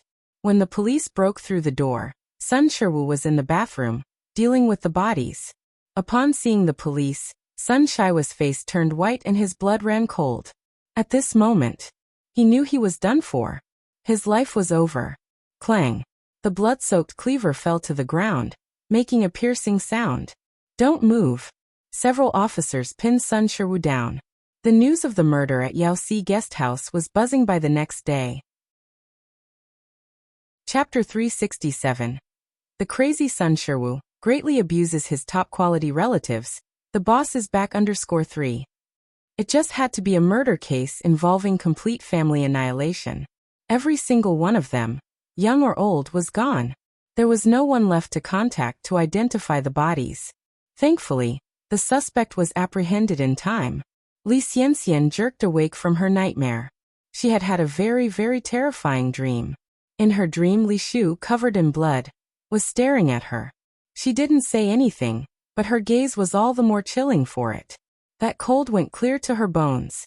Even thinking about it now, it sent a shiver of horror down her spine. She felt the sunlight streaming in through the window. Some of Li Xianxian's calm returned. She got dressed, got out of bed and went to eat in the cafeteria. Everyone in the cafeteria was buzzing about the horrifying murder of an entire family the night before. The 2 people seated next to Li Xianxian were whispering about it. Li Xianxian could hear them clearly due to their proximity. The girl with long hair said, "Xiaofei, did you hear? Someone died over at Yaohai Guest House yesterday." Xiaofei exclaimed in surprise, "Really? Is there any doubt?" said the girl with long hair. "The news is all over town. Didn't you see our entire campus discussing it today?" Xiaofei followed up with, "Who were the ones that died?" "They say an entire family of 4 died. The youngest was merely a few months old. The oldest was a woman in her 70s, and there were two that were slightly young. At this point, Li Xianxian furrowed her brows. Coupled with the dream she had just woken up from, she had a sinking feeling in her heart. Could it be that the four people being discussed were Li Shu and the others? Probably not. Li Shu and the others had just arrived in Beijing, and they had no enemies. Moreover, they were currently with Anyang. Li Xianxian was already in touch with organ traffickers. As soon as Li Shu's affairs were settled, the traffickers would take Anyang away. With these thoughts, Li Xianxian felt somewhat relieved. She picked up a piece of green vegetable and put it in her mouth. Oh my God! Xiaofei was finding this hard to digest. Isn't this too horrifying? You're telling me, sighed the long-haired girl. The murderer is a totally cruel person, right?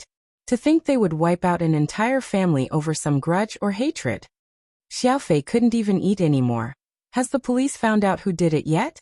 If this keeps up, who would dare to stay at a guest house? The long-haired girl replied. I heard the suspect's name is something like Sun Shiwu. I'm not too sure though. Sun Shiwu? Even though Li Xianxian didn't want to remember this name, she couldn't help but do so. She couldn't forget that father who was as evil as a devil. Wait. By rights, Sun Shiwu should be dead. When Li Xianxian left the Sun family with Li Shu, she had specifically lit a pot of coal and closed all the doors and windows in the house. How could he not have died from carbon dioxide poisoning? What on earth was going on? If the murderer was confirmed to be Sun Shiwu, then those who were killed were definitely Li Shu and the others. But how on earth had Sun Shiwu tracked down Li Shu? Li Xianxian's chopsticks clattered to the tabletop. All color drained from her pale face. If Li Shu was dead, so what? She had no connection to the Mu family, but if all of Mu family was gone, who else would keep Anyang in check? Xianxian, what's wrong? You look really pale? Noting that something was off with Li Xianxian, Xiaofei turned to look at her. Nothing, Li Xianxian managed to squeeze out a smile. I'm just a bit lightheaded, maybe because I was up all night writing. Even at a time like this, Li Xianxian didn't forget to keep up her image as a hard-working writer.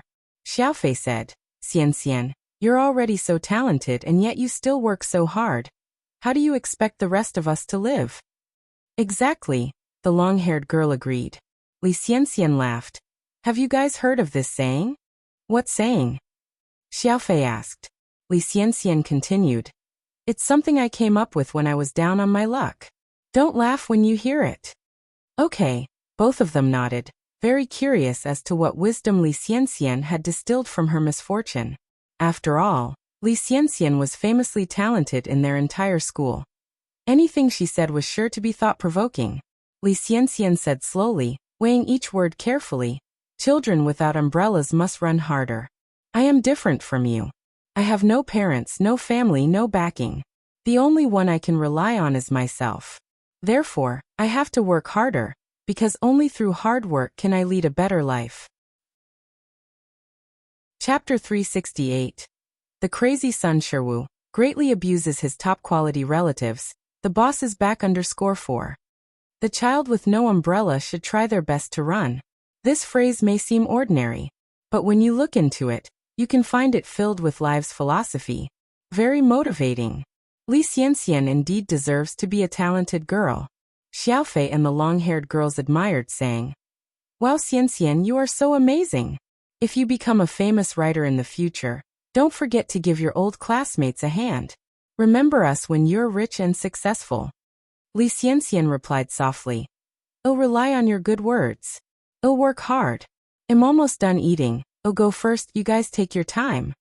After speaking, Li Xianxian picked up her plate and left. Li Xianxian, being an orphan now, found it inconvenient to verify at the police station. Therefore she could only go to Anyang's noodle restaurant. If Li Shu and others hadn't died, they would surely show up at the noodle restaurant. Despite the situation, Li Xianxian still held a glimmer of hope. After all, the Mu family were the last bargaining chip she had. She hoped to see Li Shu and the Mu family at the noodle restaurant. God bless. Li Xianxian clasped her hands together. When Li Xianxian arrived at the noodle restaurant, she just saw the queued diners and employees, but no one else. Thus, Li Xianxian went to the second noodle restaurant. Here, she saw Yang taking orders from customers. There was an old lady with white hair sitting in front of Yang. The old lady looked at Yang, her face almost breaking into a bloom. Who is this? Lady Shengguan. Yang is really getting better and better. She managed to get in touch with the powerful Shengguan family so quickly. No wonder. Yang could not possibly have opened up 4 shops in such a short time. Turns out she had so many helpers. She has been in business for so long, and has only made a connection with the Mo family. She wondered what special means Yang had used. Disgusting. Also, she didn't see Li Shu and the Mu family here. Could it be that it was indeed Li Shu who died last night? Li Xianxian glared at Yang, wishing she could bore 2 holes through her. Just then Yang, who was talking to the old lady, suddenly turned her head and locked eyes with Li Xianxian, her lips curving up slightly at a painfully slow pace. She was clearly smiling. Yet Li Xianxian felt no warmth from it. Instead, it sent chills down her spine. Li Xianxian nervously avoided Yang's gaze and left the noodle restaurant hastily. Walking down the bustling street, Li Xianxian gradually regained her composure. What was with Yang's gaze just now? Could it be that Yang also returned from the past? If that's the case, then it will be troublesome. But Yang's certain actions weren't quite alike someone who returned from the past. If Yang really returned from the past, she shouldn't be so low-key. As far as she knew, the Yang of the past was a graduate from a prestigious university. A graduate from a prestigious university would undoubtedly have extensive knowledge and reading volumes. All she needs to do is reference famous people or inventions to become famous in Beijing. Why would she need to work so hard to run a noodle restaurant and sell milk tea? It doesn't make sense at all. Regardless of whether Yang returned from the past, she is a very difficult person to deal with. The death of Li Shu and the Mu family members disrupted all of Li Xianxian's plans. She felt all disoriented, and it was unbearable. She didn't know what to do. This was the biggest predicament Li Xianxian had ever encountered in so many years. Time flew by, and in the blink of an eye, a month had passed. During this month, Li Xianxian made great achievements in the literary field. She was now a successful writer. Even internationally renowned masters praised her work by name. This honor isn't something that just anyone can have. Wherever she went now, Li Xianxian was greeted with smiles and became the talk among all the teachers and students. However, Li Xianxian was wary about being complacent. Over this month, she was secretly investigating Yang. Now that there was no one from the Mu family to restrain Yang, she could only rely on herself. Yang has already started planning for the second physical store of Bingji Yufu. The second storefront will definitely be located in a large mall too. First, because of the high foot traffic, and second, because those who can afford to shop in large malls are always financially well off. Yang is a businesswoman, her first consideration is always benefits. With Bingji Yufu's good reputation and high sales, and thanks to Zhou Hua putting in a good word, Yang was not worried about not being able to rent a shop. While eating dinner, Chengui handed Yang a document. Yang, this is what Sister Zhou Hua asked me to give you. Have a look at which mall you want to open your branch store in. Chapter 369. The crazy Sun Sherwu greatly abuses his top-quality relatives. The boss is back _5. All right. Yang agreed. After flipping through some documents, she continued, "We'll open it at Phoenix Mall. By the way, Auntie and I, go to the store tomorrow and tell the 3 young girls that whoever can reach a performance of over 30,000 next month, without being late or leaving early, that person can become the store manager of the new store." Although Yang herself was a young girl, she didn't find it inappropriate when she referred to young girls. It's as though she were a battle-hardened figure of authority. Chengui paused. "All right, I'll go tell them tomorrow." In a team, competition brings pressure, and pressure brings performance. Moreover, the new store indeed needs an experienced and capable employee to maintain it. By doing so, it boosts overall performance and stimulates the employee's ambition. 2 birds with 1 stone, why not do it? Yang gave a slight smile. "Auntie and I, you've been working hard lately." Chengui laughed and said, "It's not hard at all. It's much easier than when I used to work at the car company. Not to mention I got to meet many more people. Even someone from an unreachable upper-class society, enriching her knowledge and experience. And Ai Qinggui really enjoyed this job. In addition, she had a hunch that Ai Yang's business would become increasingly successful, and one day, the image of individual business owners would be transformed in people's hearts. F country. A tall and straight figure was walking on the exotic streets filled with foreign charm. Behind him were 6 or 7 blonde blue-eyed F country bodyguards. The passing pedestrians all glanced in his direction. Oh God! He's just perfect! Which country is he from? Judging from his attire and looks, he seems to be Chinese. Chinese men are really handsome. Some young ladies were about to scream. The women abroad were much more open-minded. And some bold ladies that initiated contact were politely rejected by the bodyguards. The man stopped in front of a transparent window. On display was a beige high-grade silk cheongsam, beautifully embroidered, with peonies blooming in the wind that appeared charmingly attractive. At a glimpse, it was elegant and reserved, simple yet dignified. The peony is the king of flowers and not everyone can carry it off. A slight misstep might even backfire. Although the cheongsam looked very nice, no one actually dared to buy it, because it was too lavish. Yang would look good in this cheongsam. The man murmured. An image of her wearing the cheongsam even came to mind. He headed to the cheongsam store. After a few steps, the man looked back to his bodyguards and said, "Oh, go in, you guys wait out here." Yes. Several bodyguards immediately halted and waited respectfully outside the door. The store owner was a 20-something Chinese lady, dressed in a light-colored cheongsam that outlined her perfect figure.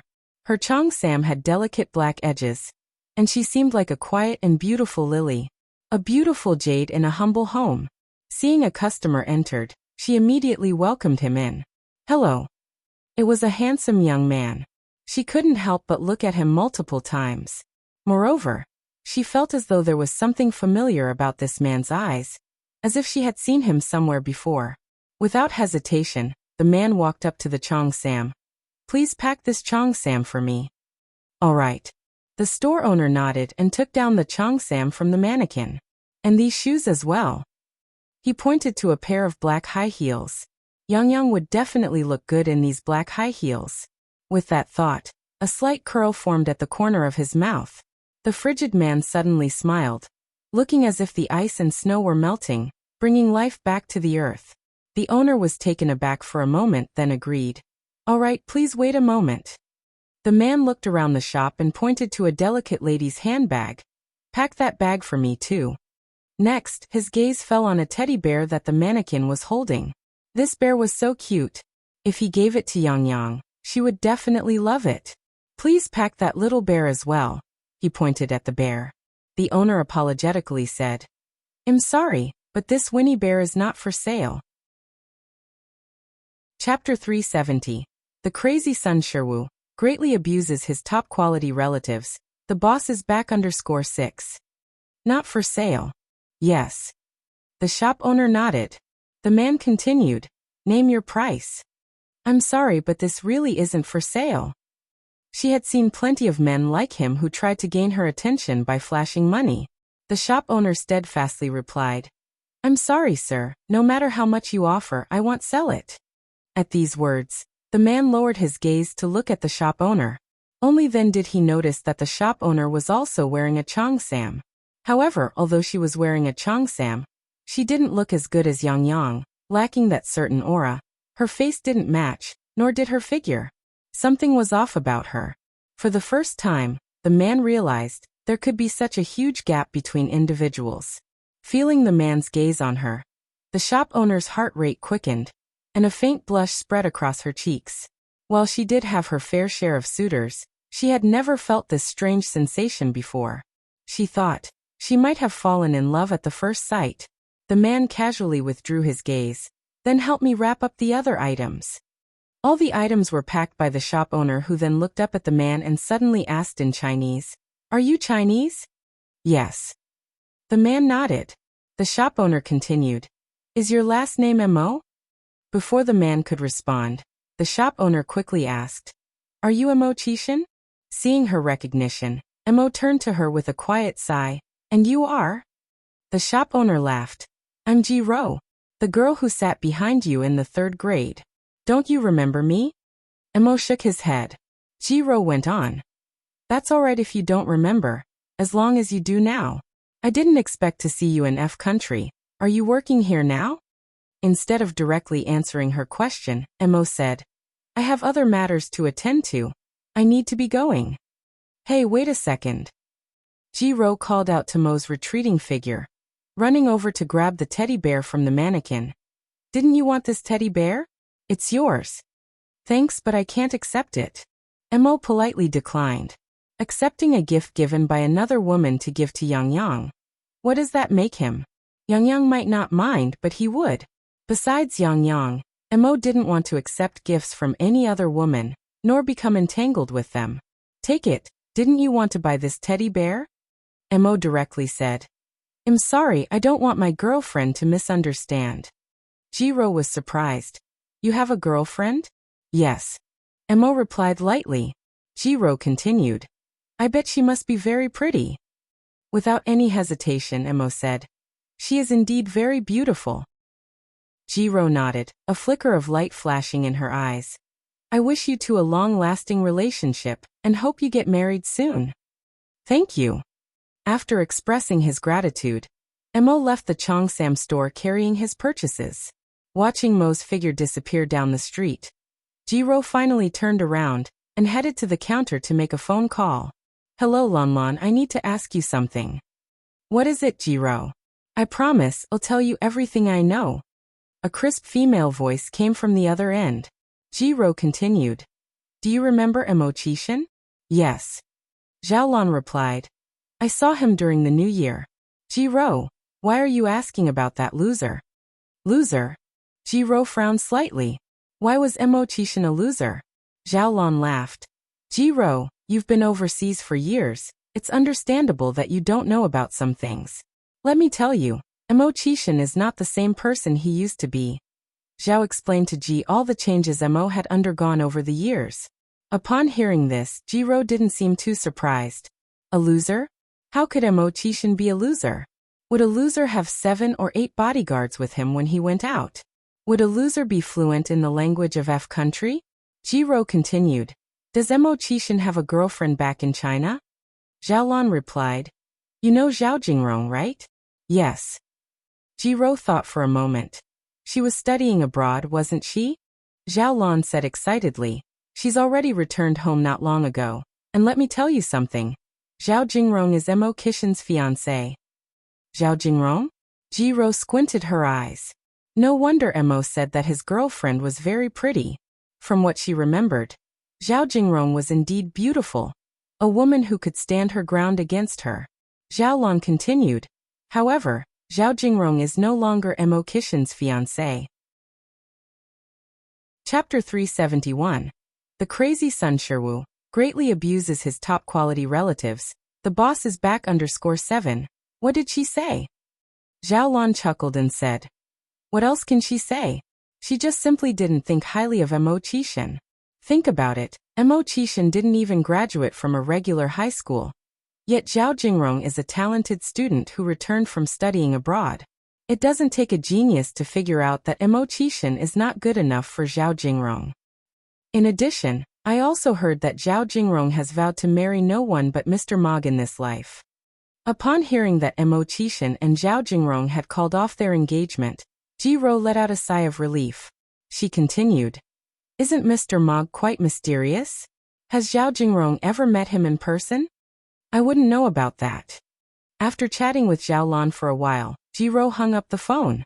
This phone call had given her a new understanding of Emo-chishin. A waste, huh? Ji-ro curled her lips. Zhao Jingrong is probably going to regret it this time. She saw it clearly that those bodyguards following Emo-chishin were all from the F country. There really aren't many Chinese people in F country who have such a large influence. Moreover, Ji-ro has also done some research on the mysterious Mr. Mog. She knows that Mr. Mog made his fortunes in F country. Mr. Mog's headquarters are also based in F country. You don't have to think to know that Emo-chishin is hiding a big secret. She thinks that she can take a gamble on it. Success or die trying. She has been holding on alone in F country for so many years just for Mr. Mogg, hasn't she? She is already 29 years old now. If she waits any longer, her prime years will be over. Therefore, she must take this gamble. Moreover, she feels that Mo Chishan is also somewhat interested in her. Otherwise, why would a grown man come to a Cheongsam store to buy clothes? He must have said he already had a girlfriend as an excuse to come to the women's clothing store, to catch her attention. However, she didn't see Mo Chishan for the next 3 days. He seemed to just disappear all of a sudden. Ji Ro then made another phone call to China. After receiving the news that Mo Chishan had returned to the country, Wu Daming immediately went to Jinghua village. The location for the second ice skin jade flesh had already been chosen, and they were already renovating the shop, so Nai Yang had been busy with things at home. It was already a particular month now, the house was almost finished, and they could start putting up the beams at the beginning of the month. The roses they had planted by the wall had already sprouted new buds. Now they were slowly climbing up the wall. In not so long, the green vine will spread over the whole wall, turning into a beautiful rose wall. When Wu Daming arrived, Nai Yang was watering the roses in the corner of the wall. Sister-in-law. Wu Daming ran up to Nai Yang. What's up? What's so urgent? Nai Yang looked up slightly. Wu Daming continued. Sister-in-law, didn't you ask last time when Brother Six was coming back? Let me tell you some good news. He is on the 3 p.m. flight today. Would you like to come with me to pick him up? Nai Yang was surprised, really? All in all, she hasn't seen that jerk for 3 months now. Of course it's true. Wu Daming nodded. Sister-in-law, do you want to go with me to the airport? Sure. Nai Yang smiled. I'm going to give Brother Mo a surprise. When should we leave? We should leave now. It's just 2 hours until 3 o'clock. Okay, then wait for me. I'll go inside and change my clothes. If she was going to pick up her boyfriend, there should be some sense of ceremony. Nai Yang didn't want to meet Mo Chishan looking all dirty and messy. She had gotten a bit of mud on her while watering the flowers. And because she wasn't planning to go out this morning, she didn't even bother brushing her hair properly. Okay. Wu Daming nodded. Nai Yang took the bucket and went into the house. It wasn't long before she came out looking neat and tidy. Wu Daming incredulously looked down at his wristwatch. It had not been more than 10 minutes since Nai Yang went inside, and she had already changed clothes and did her hair in less than 9 minutes. This speed was too quick. Wu Daming thought he was in for a long wait. Let's get going. Okay. The two walked to the village entrance and got into a car. About an hour later, they arrived at the airport. By this point, Beijing's airport had modernized significantly with a crowd of people waiting at the exit to pick up passengers. Nai Yang was also standing among the diverse crowd. Wu Daming positioned himself behind her to prevent any opportunist from taking advantage of the crowded situation. Immediately upon deplaning, Mo Chishan spotted a familiar figure in the crowd. He must have gone mad, maddeningly longing for his wife. Why would Yang be at the airport? Mo Chishan rubbed his eyes in disbelief, then opened them again, but the scene before him remained the same. It's really his wife.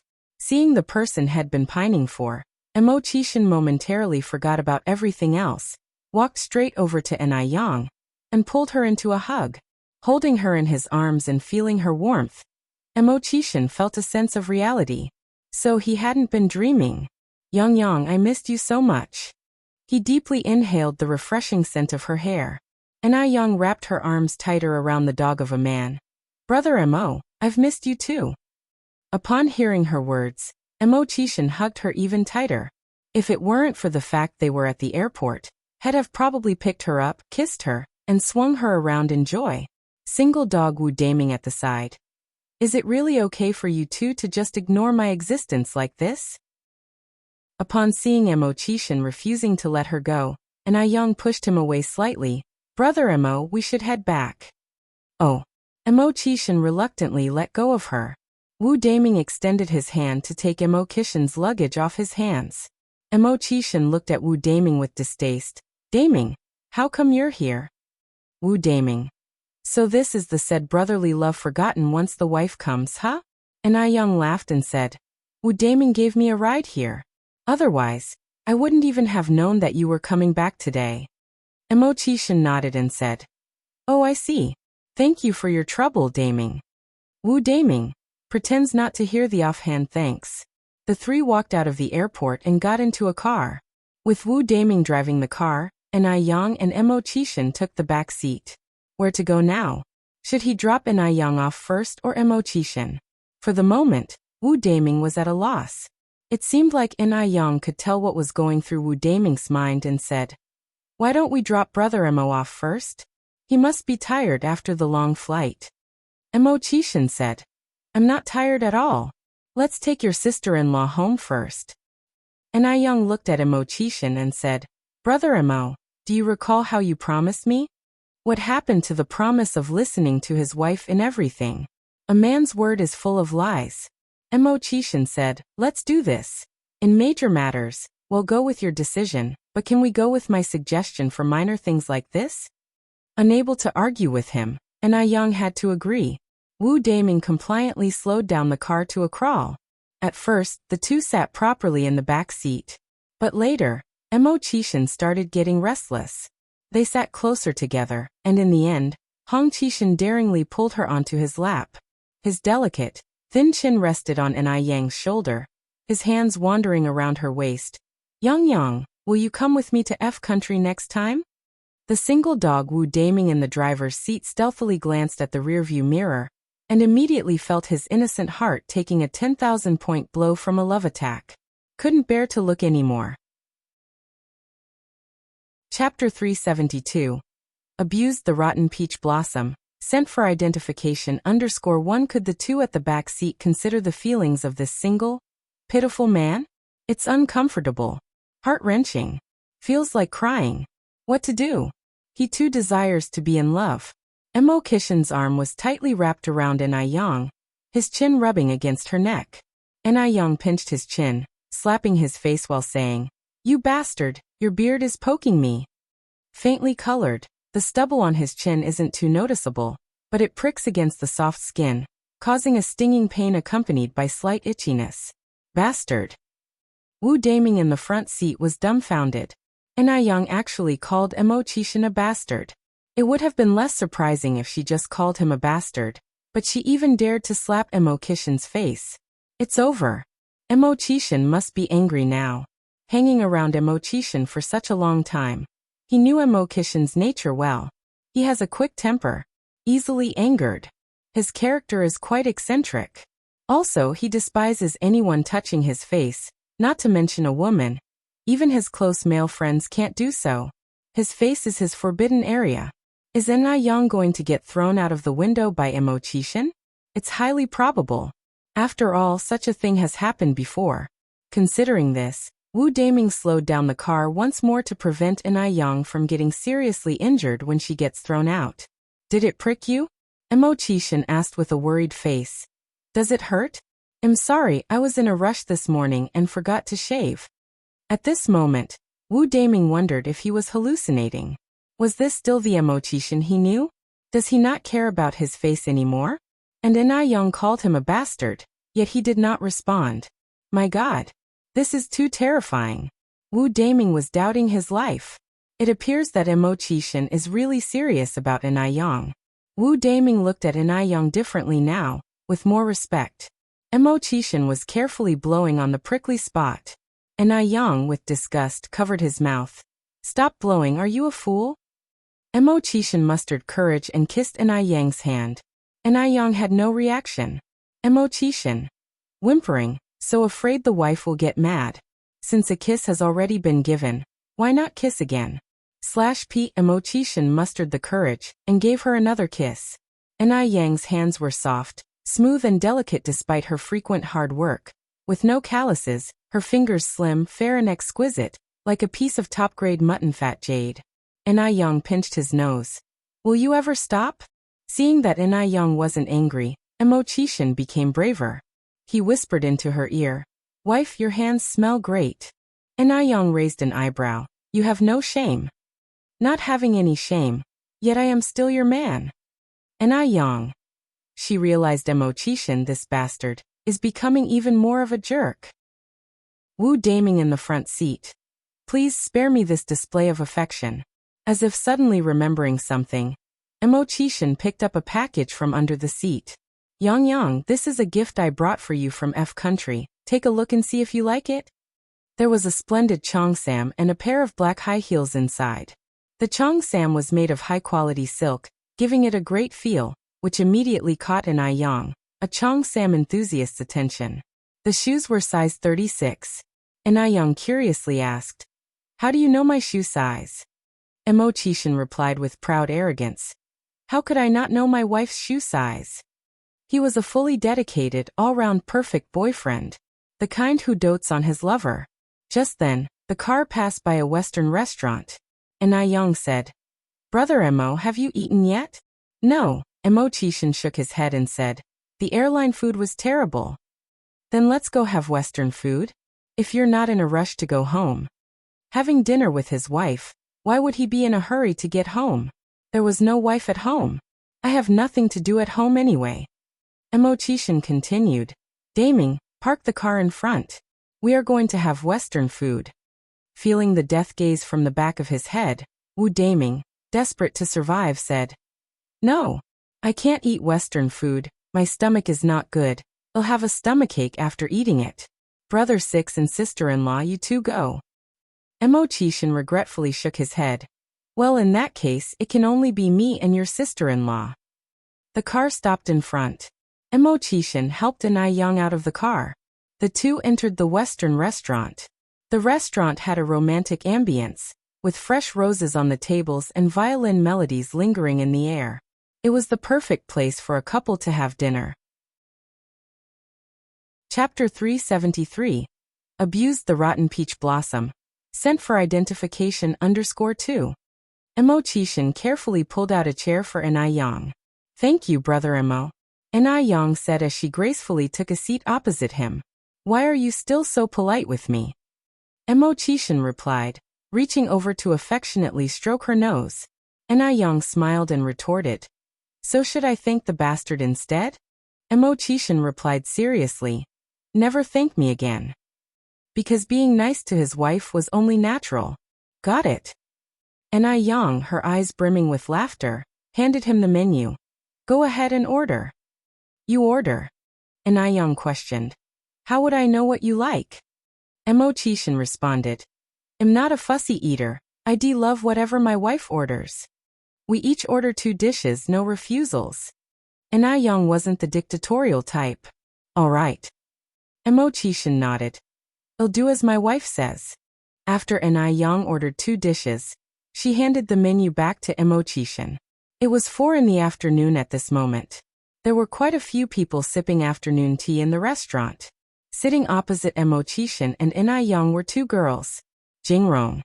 Ying, sitting opposite Zhao Jingrong, signaled her with a glance. "What is it?" Zhao Jingrong was puzzled. Ying continued, "Jingrong, look behind you." Zhao Jingrong turned to take a look and her face immediately twisted, distaste clouding her features. "Why did he follow me here?" Ying stated, "Certainly, Mo Qishan must still have a thing for you. That's why he sneaked in after you. What a disgusting man. You have broken off the engagement so long ago. Yet he is still stubbornly clinging to you. Shameless." Zhao Jingrong snorted. If he had any shame, he wouldn't have followed. He doesn't even have the decency to look at himself. A toad trying to eat swan meat. Ying nodded, immediately aligning herself with Zhao Jingrong. "And Jingrong, have you seen the girl next to him? She's quite pretty." Zhao Jingrong's expression darkened. Who in the entire Beijing could be prettier than her? Seeing the change in Zhao Jingrong's demeanor, Ying quickly corrected herself. "Although she's pretty, she can't compare to you, Jingrong. In front of you, she's nothing more than a sparrow." "No. She's nothing, not even a sparrow. You're the bright moon in the sky. She's nothing more than a clump of mud." The Zhao family was indeed a prestigious family in Beijing, and the Yi family was just small fry in comparison. Hence Yi Ying's attempts to gain Zhao Jingrong's favor. Zhao Jingrong brightened instantly, stirring her coffee absent-mindedly. Continuing the conversation, Yi Ying suggested, "Jingrong, I bet Emo-chan brought this girl here just to make you jealous. He wants you to react. Jealous? Would she feel jealous towards that loser? Zhao Jingrong mocked. A loser stays a loser. His lousy tricks can't even impress anyone. He's doomed for life. Ying nodded in agreement. You're right, Jingrong. Zhao Jingrong pulled out a couple of RMB notes from her wallet and placed them on the table, saying let's go towards Ying. Ying immediately followed Zhao Jingrong's lead. As they passed by Emo-chan, Zhao Jingrong glanced at Anai. At that moment, a hint of surprise flickered in her eyes. She had only glanced at her earlier, but hadn't really noticed her. This girl was indeed somewhat attractive. She could just about compete with her. Zhao Jingrong had already been back in Beijing for a while, and had thoroughly investigated all the wealthy heiresses in the city. She was certain that this girl did not belong to the elite circles. She wondered where Emo-chan had found this actress to put on such a show of affection in front of her. Emo-chan. Zhao Jingrong walked over and stopped next to their table. Her eyes were filled with scorn as she looked down at him. What's the point of this? Anai, who had been chatting with Emo-chan, was suddenly interrupted by a woman's imperious voice. She glanced up and saw a face heavily made up with expensive makeup. This person. Well, she didn't recognize her. Could she be Emo-chan's stalker? Anai turned to look at Emo-chan. Emo-chan quickly explained. Yang, don't get it wrong. I have nothing to do with her. She's just been persistently annoying. Hearing this, Zhao Jingrong retorted angrily. Am the one being annoying? Emo-chan, you're obviously playing your part too well. Clearly, it's you who has been stalking me. You've been severely disrupting my life. As if stalking wasn't enough, now you've even hired an actress for your play. You think this could provoke me? Let me tell you, our engagement is long over. I would never, ever be attracted to someone like you. Chapter 374. Abused the rotten peach blossom. Sent for identification _3. What a pain in the ass. Zhao Jingrong was furious. She didn't understand why her family initially arranged this marriage for her. Now she was having real trouble. Emo-chan was just like a sticker. You can't shake him off. Wait a minute. Anai spoke softly then said. What exactly did you just say, miss? Am an actress? Brother Emo is stalking you? Miss. Anai actually called her miss. Doesn't she know that the thing women care about the most is their age? No one would be happy if a girl about a decade younger than them kept referring to them as miss. Zhao Jingrong angrily replied. Are you not the actress hired by Emo-chan?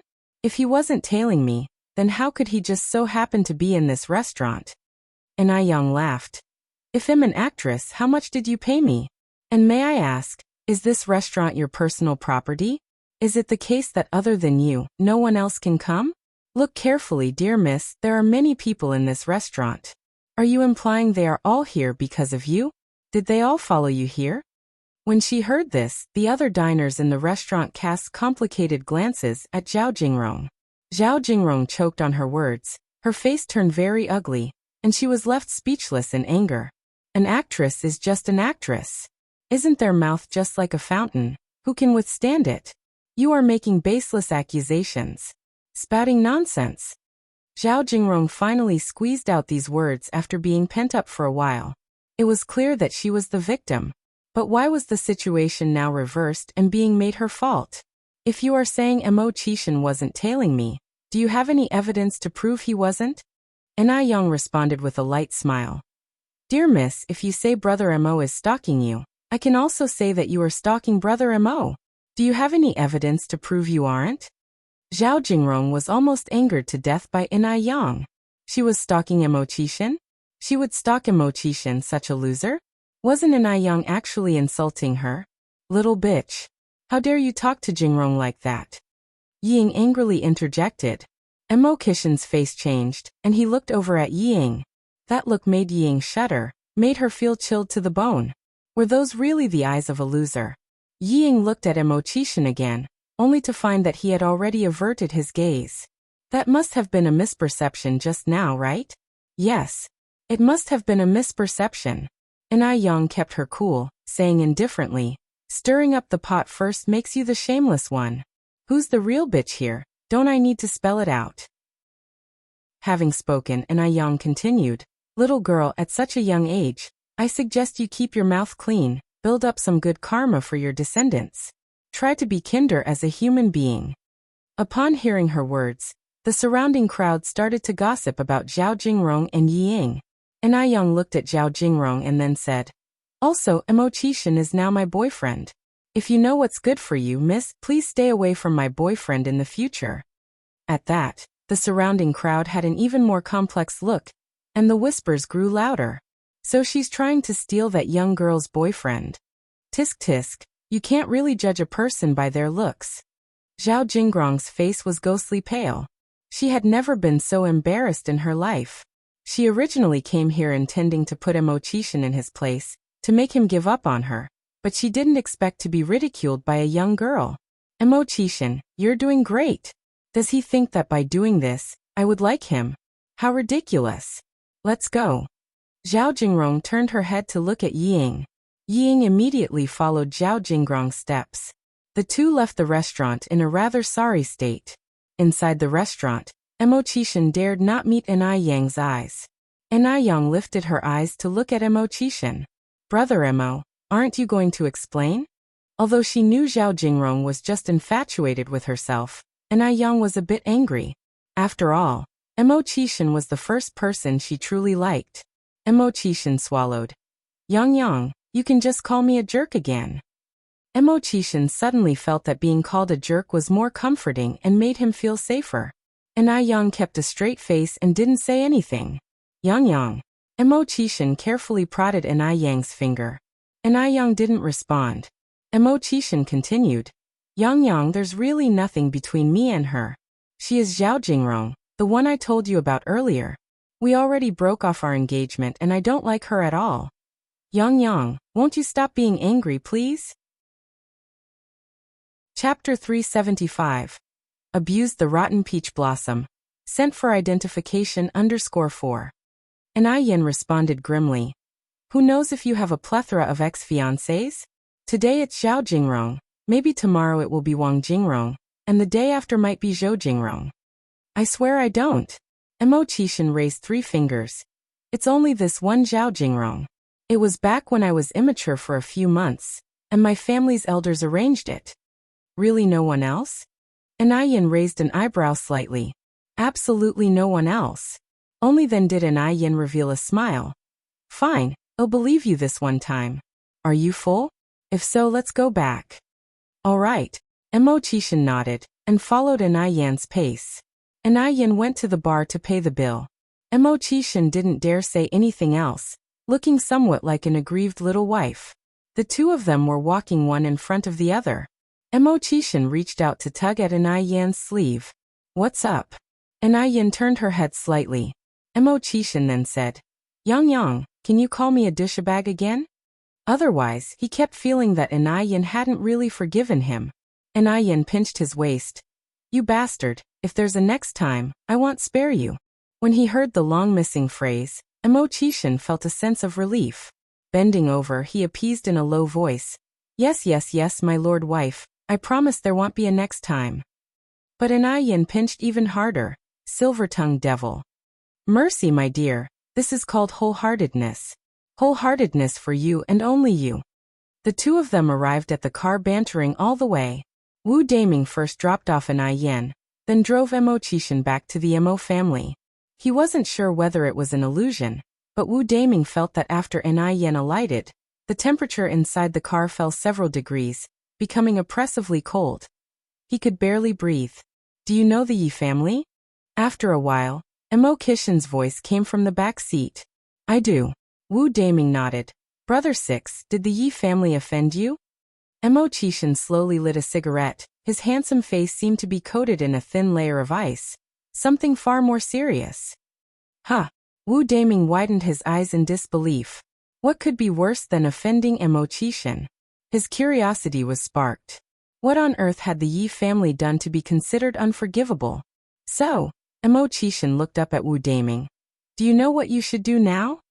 Yes. Wu Daming nodded. Any family that upsets Mo Qishan typically ends up with only one outcome. Disastrous. Furthermore, Emo Chishin continued, the Zhao family needs to be taught a serious lesson. Okay. They quickly arrived at the Emo family mansion. Emo Chishin had disappeared for over 4 months. His sudden return took Granny Emo by surprise. 6th. Mom. Emo Chishin went in and embraced Granny Emo. Granny Emo complained. You rascal, where have you been? No sign of you for such a long time. Mo Chishin replied. I went out to work. Work? Granny Emo said in surprise. Did I hear wrong? Or did the sun rise from the west? Mo Chishin helplessly answered. I really did go to work. Granny Mo nodded dismissively. All right, you went out to work.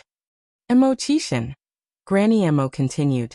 6th, do you have enough money on you? If it's not enough, just let Mom know. Don't worry, we have plenty of money. Emo Chishin replied. Don't worry, I'm not short on cash. Granny Emo took out 2 cards from her pocket and shoved them into Emo Chishin's hand. Keep these cards. Emo Chishin helplessly said. Mom, I really don't need money. Granny Emo responded with displeasure. You are my son, my youngest son. Can't your mom give you money? Take my money. It's not humiliating. Mom, actually I am. Emo Chishin whispered in Granny Mo's ear. After hearing Emo Chishin's words, Granny Emo burst out laughing. You child can't even lie convincingly. Only tell your mom such things if it gets out.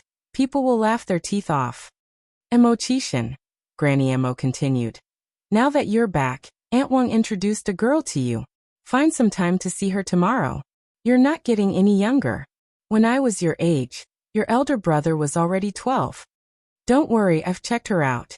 The girl is really nice, well-educated, and her family is full of intellectuals. Chapter 376. Abused the Rotten Peach Blossom. Sent for identification _5. Although Lady Emo had a strong desire to bring In-ai Yang and Emo Chishin together. However, In-ai Yang was much younger than Emo Chishin. Her future held countless possibilities. She was afraid that In-ai Yang wouldn't fancy Emo Chishin. Besides, Emo Chishin was not young anymore. He could no longer procrastinate. Emo Chishin said, Mom, I have a girlfriend. What? Lady Emo stared incredulously at Emo Chishin. I have a girlfriend, so Mom, you don't need to worry so much. Lady Emo then said, You have a girlfriend? You're not making fun of me, are you? Why would I lie about something as serious as this? Lady Emo hastily asked. Where's the young lady from? How old is she this year? How does she look? How many are there in her family? Emo Chishin said. It's a secret. You'll naturally know when the time comes. A secret? Even getting a girlfriend has to be kept secret. Just trying to fool her. She thinks she, the mother, is becoming senile? Lady Emo said. Regardless, either you bring her over tomorrow for us to take a look, or you go meet the girl Auntie Wang has introduced. Emo Chishin hesitated. I need to consult with my girlfriend. It seems that this rascal might actually have a girlfriend. Lady Emo felt strangely excited. Lady Emo continued. Since you're already courting the girl, you should take responsibility for her. Let her get to know you better. Discuss it with her tomorrow. If she's willing to come to our house, we'll make preparations. We can't be rude to the girl. Emo Chishin nodded. All right. Lady Emo continued. By the way, is your girlfriend as pretty as In-ai Yang? Emo Chishin gave a mysterious smile. Why don't you guess? Little brat. Lady Emo gave a playful smack to Emo Chishin's head. Don't play tricks on me. Emo Chishin continued. You'll know when the time comes. Can't you just tell me straight? Emo Chishin stroked his chin. How should I put this? Just then, Emo Baichuan walked in from outside. Upon hearing this conversation, In-ai Yang's words suddenly flashed in his mind. Last time, In-ai Yang said that she and Emo Chishin were together. Could the girlfriend that Emo Chishin was referring to be In-ai Yang? They couldn't possibly be together, right? Would In-ai Yang genuinely fancy Emo Chishin? Probably not. If the girlfriend Emo Chishin was talking about was indeed In-ai Yang, he wouldn't have been so secretive. Why wouldn't he just say it outright?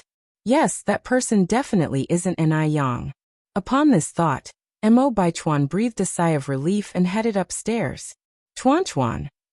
Lady Mo called out to Mo Baichuan's retreating back. Grandma. Mo Baichuan respectfully responded. Lady Mo continued. Baichuan, didn't you see your sixth uncle has come back? Mo Baichuan turned to Mo Qishan, sixth uncle. Mo Qishan nodded, good boy. Mo Baichuan slightly furrowed his brow. Mo Qishan was always so nonchalant and aimless, he found it strange if Enai Yang actually fancied such a man. At the Enai family's house, the moment Enai Yang arrived home, Enai Tsuehua curiously asked, Yang, where were you? I went to the airport to pick someone up.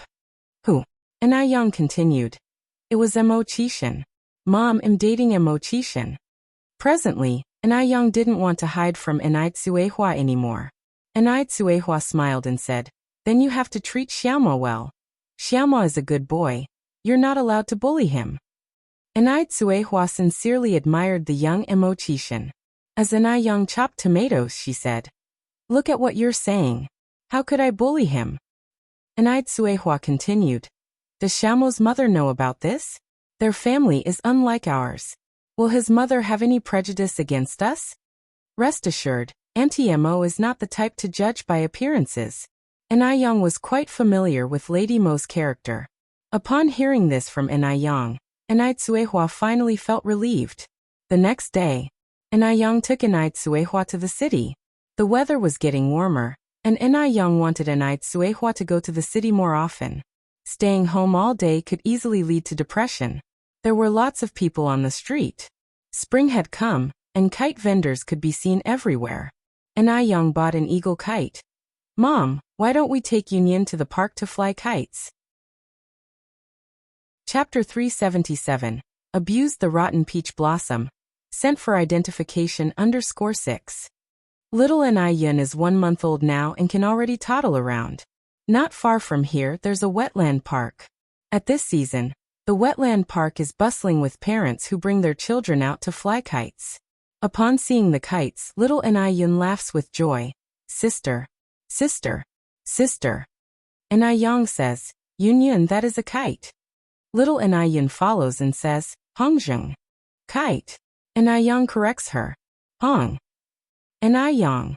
The three women head toward the direction of the wetland park. At this moment, Enai Tsuehua is bumped into by a fast-walking passerby. She doesn't know if it's an illusion, but she suddenly feels a pain in her scalp, as if her hair has been pulled out. The passerby immediately apologizes. I'm sorry. I'm sorry. I was in a hurry. Are you okay? Since the passerby apologized sincerely, Enai Tsuehua didn't dwell on it and replied, I'm fine really.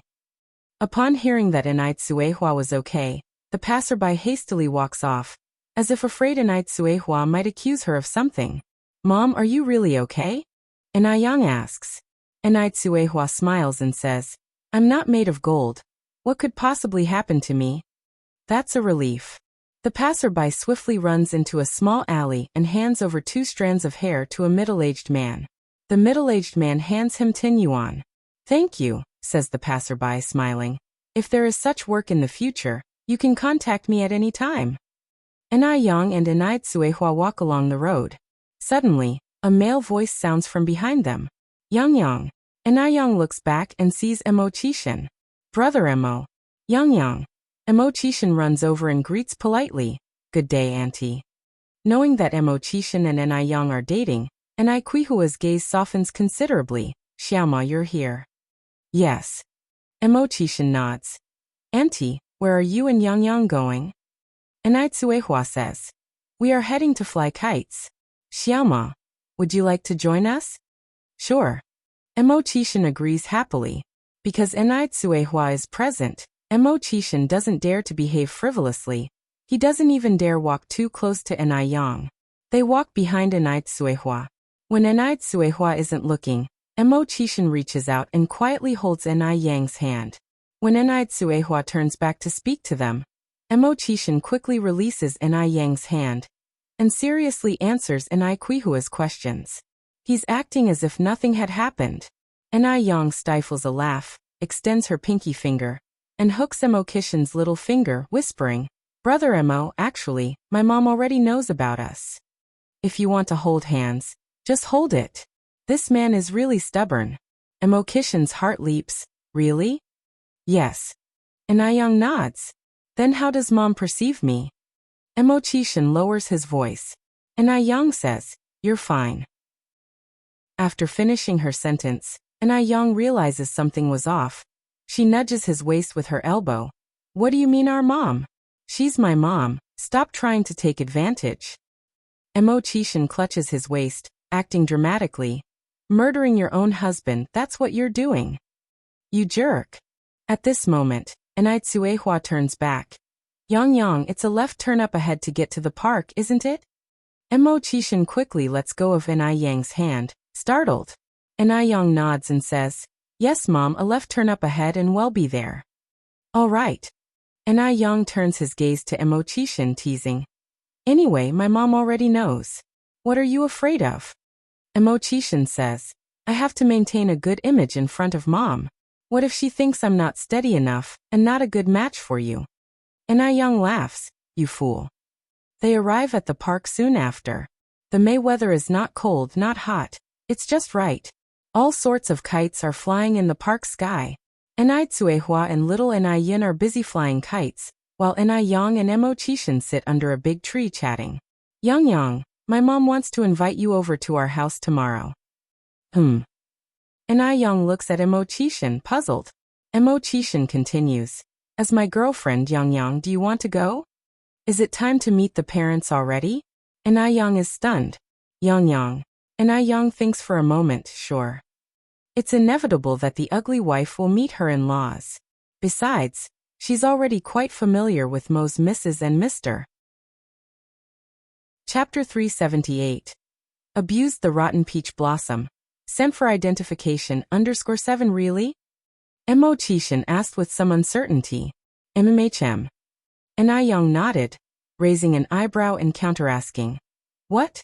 You don't want me to go? Of course not. Emo Chishin said. I've been dreaming of you going, Yang. You are really great. In fact, before asking this question, Emo Chishin was very nervous.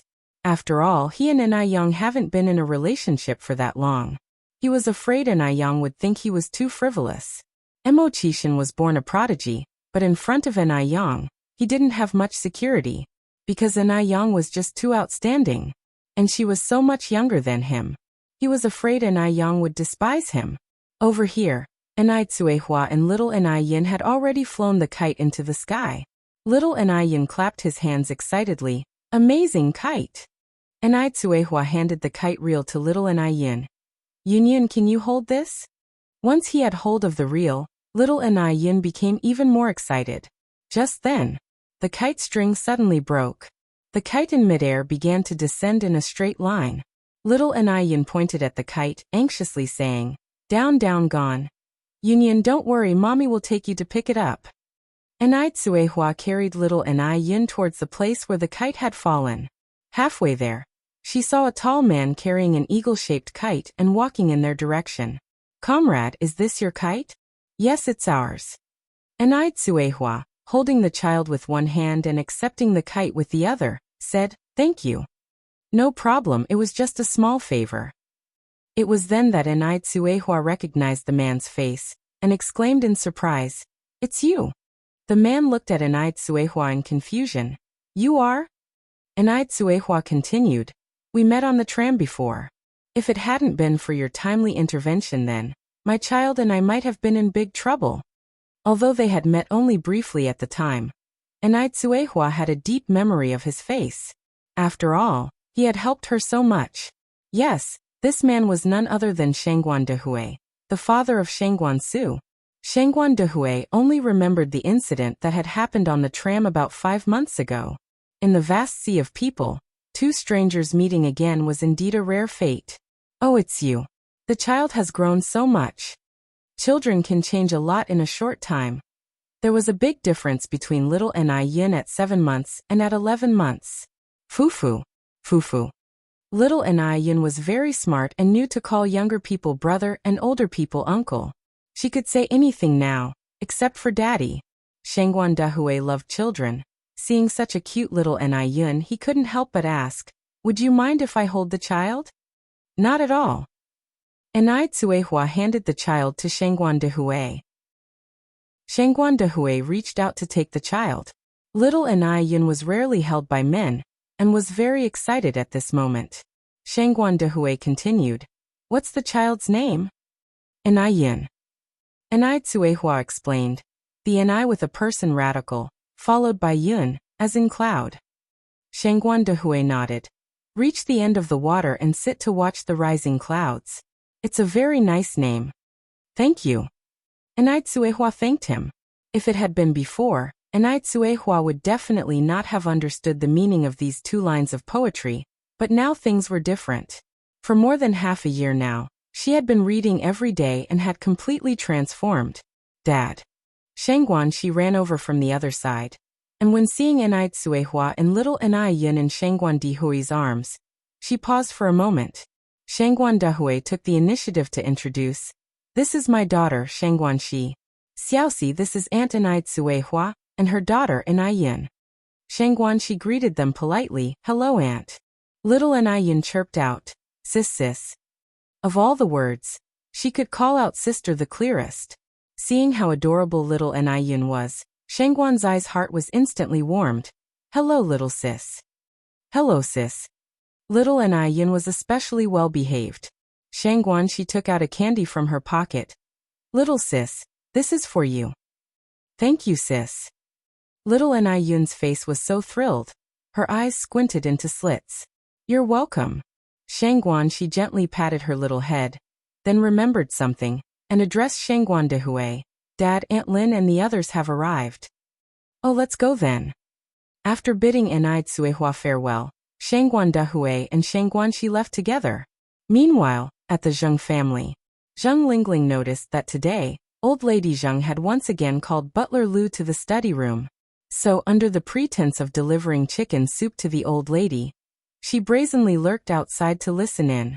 Inside the study room, old lady Zheng asked, "Butler Lu, how is that matter progressing?" Butler Lu replied, "Old madam, please don't worry. I have given the hair to Dr. Wang. The results should be out in about 3 months." Old lady Zheng nodded, and then asked, "There has been no leak, has there? You can trust my discretion." "That's good." Old lady Zheng sighed in relief. "Butler Lu, I'm sorry for troubling you over this period." Butler Lu said, "Old madam, it's my duty and responsibility." The study room was reasonably soundproof. From outside, Zheng Lingling could only vaguely catch a few phrases. Dr. Wang, appraisal of the hair, things of that nature. Zheng Lingling narrowed her eyes. An ominous feeling surged in her heart. The old witch couldn't actually have found her real daughter, could she? If she did find her real daughter, then what would happen to her and Zhang Xianjing? And so, before the old witch made her will, nothing should threaten them. Better safe than sorry. Dr. Wang. Yes. This matter had to start with Dr. Wang. Zheng Lingling gradually cooled down, steadied herself, and left with the chicken soup. "Mom, what's wrong? You don't look well." Zhang Xianjing looked worriedly at Zheng Lingling. Zheng Lingling put down the chicken soup. "Xianjing, come with me." "Oh." Zhang Xianjing followed Zheng Lingling to the 3rd floor's bedroom. Zheng Lingling closed the door, and recited what she had overheard outside the study room to Zhang Xianjing. Upon hearing this, Zheng Xianjing's face changed markedly. "Mom, what should we do? Surely we can't just sit and wait?" Zheng Lingling continued. "We have to find a way to replace the hair sample with Dr. Wang." "Replace the hair?" Zheng Xianjing furrowed her brow. "Yes." Zheng Lingling nodded. Zheng Xianjing then asked, "That might be difficult, right?" Zheng Lingling thought for a moment. "That's why we need to plan carefully. We can't afford to be careless." Having said that, Zheng Lingling added, "Xianjing, I remember Dr. Wang's son was your high school classmate, right? He's been to our house before, hasn't he?" "Yes." Zheng Xianjing nodded. Zheng Lingling instructed, "This weekend, you should invite him out." Zheng Xianjing narrowed her eyes. "Mom, you mean?" Zheng Lingling nodded. Chapter 379. Clever Mrs. Zheng, meeting the parents one by one revised. _1 Zheng Lingling turned her head towards Zheng Xianjing. A slight curve appeared on her lips, recognizing the look in the other's eyes. Despite Dr. Wang being unselfishly generous, he still has a son. They could take action related to the son. If they really wanted to go ahead, this matter would not be complicated. What Zheng Lingling didn't expect was that the conversation in the study room continued even after she left. Mrs. Zheng, tinged with worry, asked, "Butler Liu, do you really think modern equipment can be so accurate as to verify blood relations?" Matters concerning her only daughter made Mrs. Zheng extremely worried. She could not put all her hopes on the machines. No matter how good the machine was, there could still be errors. What if there were a mistake? Butler Liu said, "Don't worry, madam. We live in an era of advanced science and technology. There surely won't be any errors." Mrs. Zheng then said, "Butler Liu, you might have to go through the trouble again to send another hair sample to Dr. Xiaoran." "Madam, do you not trust Dr. Wang?" asked Butler Liu. "An extra authentication so that I can have peace of mind. Butler Liu, I'm already 68 this year. And as the years pass, my health is deteriorating. I'm afraid." Towards the end, Mrs. Zheng let out a deep sigh. Her subsequent words were already understood without being spoken. Butler Liu said, "Madam, you will surely live a long life." Mrs. Zheng laughed. "I understand my own body and mind well enough, Butler Liu. There's no need for your consolation." Butler Liu followed up, "Madam, even if Miss Tingting is not found, you still have Xianjing by your side. Xianjing is a good child, but smart people often encounter misfortune." Mrs. Zheng looked up at the door and continued to say, "I clearly understand what Lingling is considering in her heart. A few days ago, did Lingling secretly look for you, asking about Tingting's matter?" At these words, Butler Liu was taken aback. His gaze towards Mrs. Zheng changed. He thought Mrs. Zheng knew nothing. In reality, Mrs. Zheng was as clear-hearted as a mirror. She knew everything, she just did not wish to bring it up. The reason for seeking Dr. Xiaoran to verify the results was probably because she was worried that Zheng Lingling would ruin it from the inside. Thinking of this, Butler Liu's gaze towards Mrs. Zheng was filled with more respect. Mrs. Zheng continued, "My older sister left us early, and Lingling was only 7 years old when she came to live with me. Even though the girl might be a bit too assertive at times, she's essentially not a bad person." Zheng Lingling was brought up by Mrs. Zheng, and she was her sister's daughter.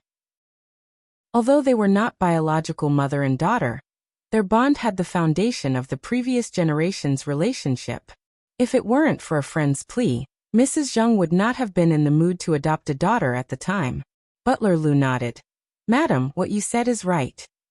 After Zheng Lingling and her daughter discussed their secret plans and left the room, they bumped into Butler Liu and Mrs. Zheng coming down the stairs. "Grandma!" Zheng Xianjing came over reverently, supporting Mrs. Zheng's arm. Zheng Lingling said, "Mom, I have made chicken soup for you. The temperature is just right now. I will bring it over to you." Mrs. Zheng chuckled. "Lingling, you've worked hard. There is no need for you to make chicken soup for me every day." Zheng Lingling said, "It's not hard at all to prepare some chicken soup. As your daughter, looking after you is only right." As soon as she finished speaking, Zheng Lingling turned around to fetch the chicken soup from the kitchen. Zheng Xianjing led Mrs. Zheng to the couch to sit down. Just as Zheng Lingling was walking into the living room with the chicken soup, she was knocked over by a figure. Bang! The chicken soup was spilled on the floor, and the porcelain bowl was smashed to pieces. Clapping and laughter echoed in the air. "Wow!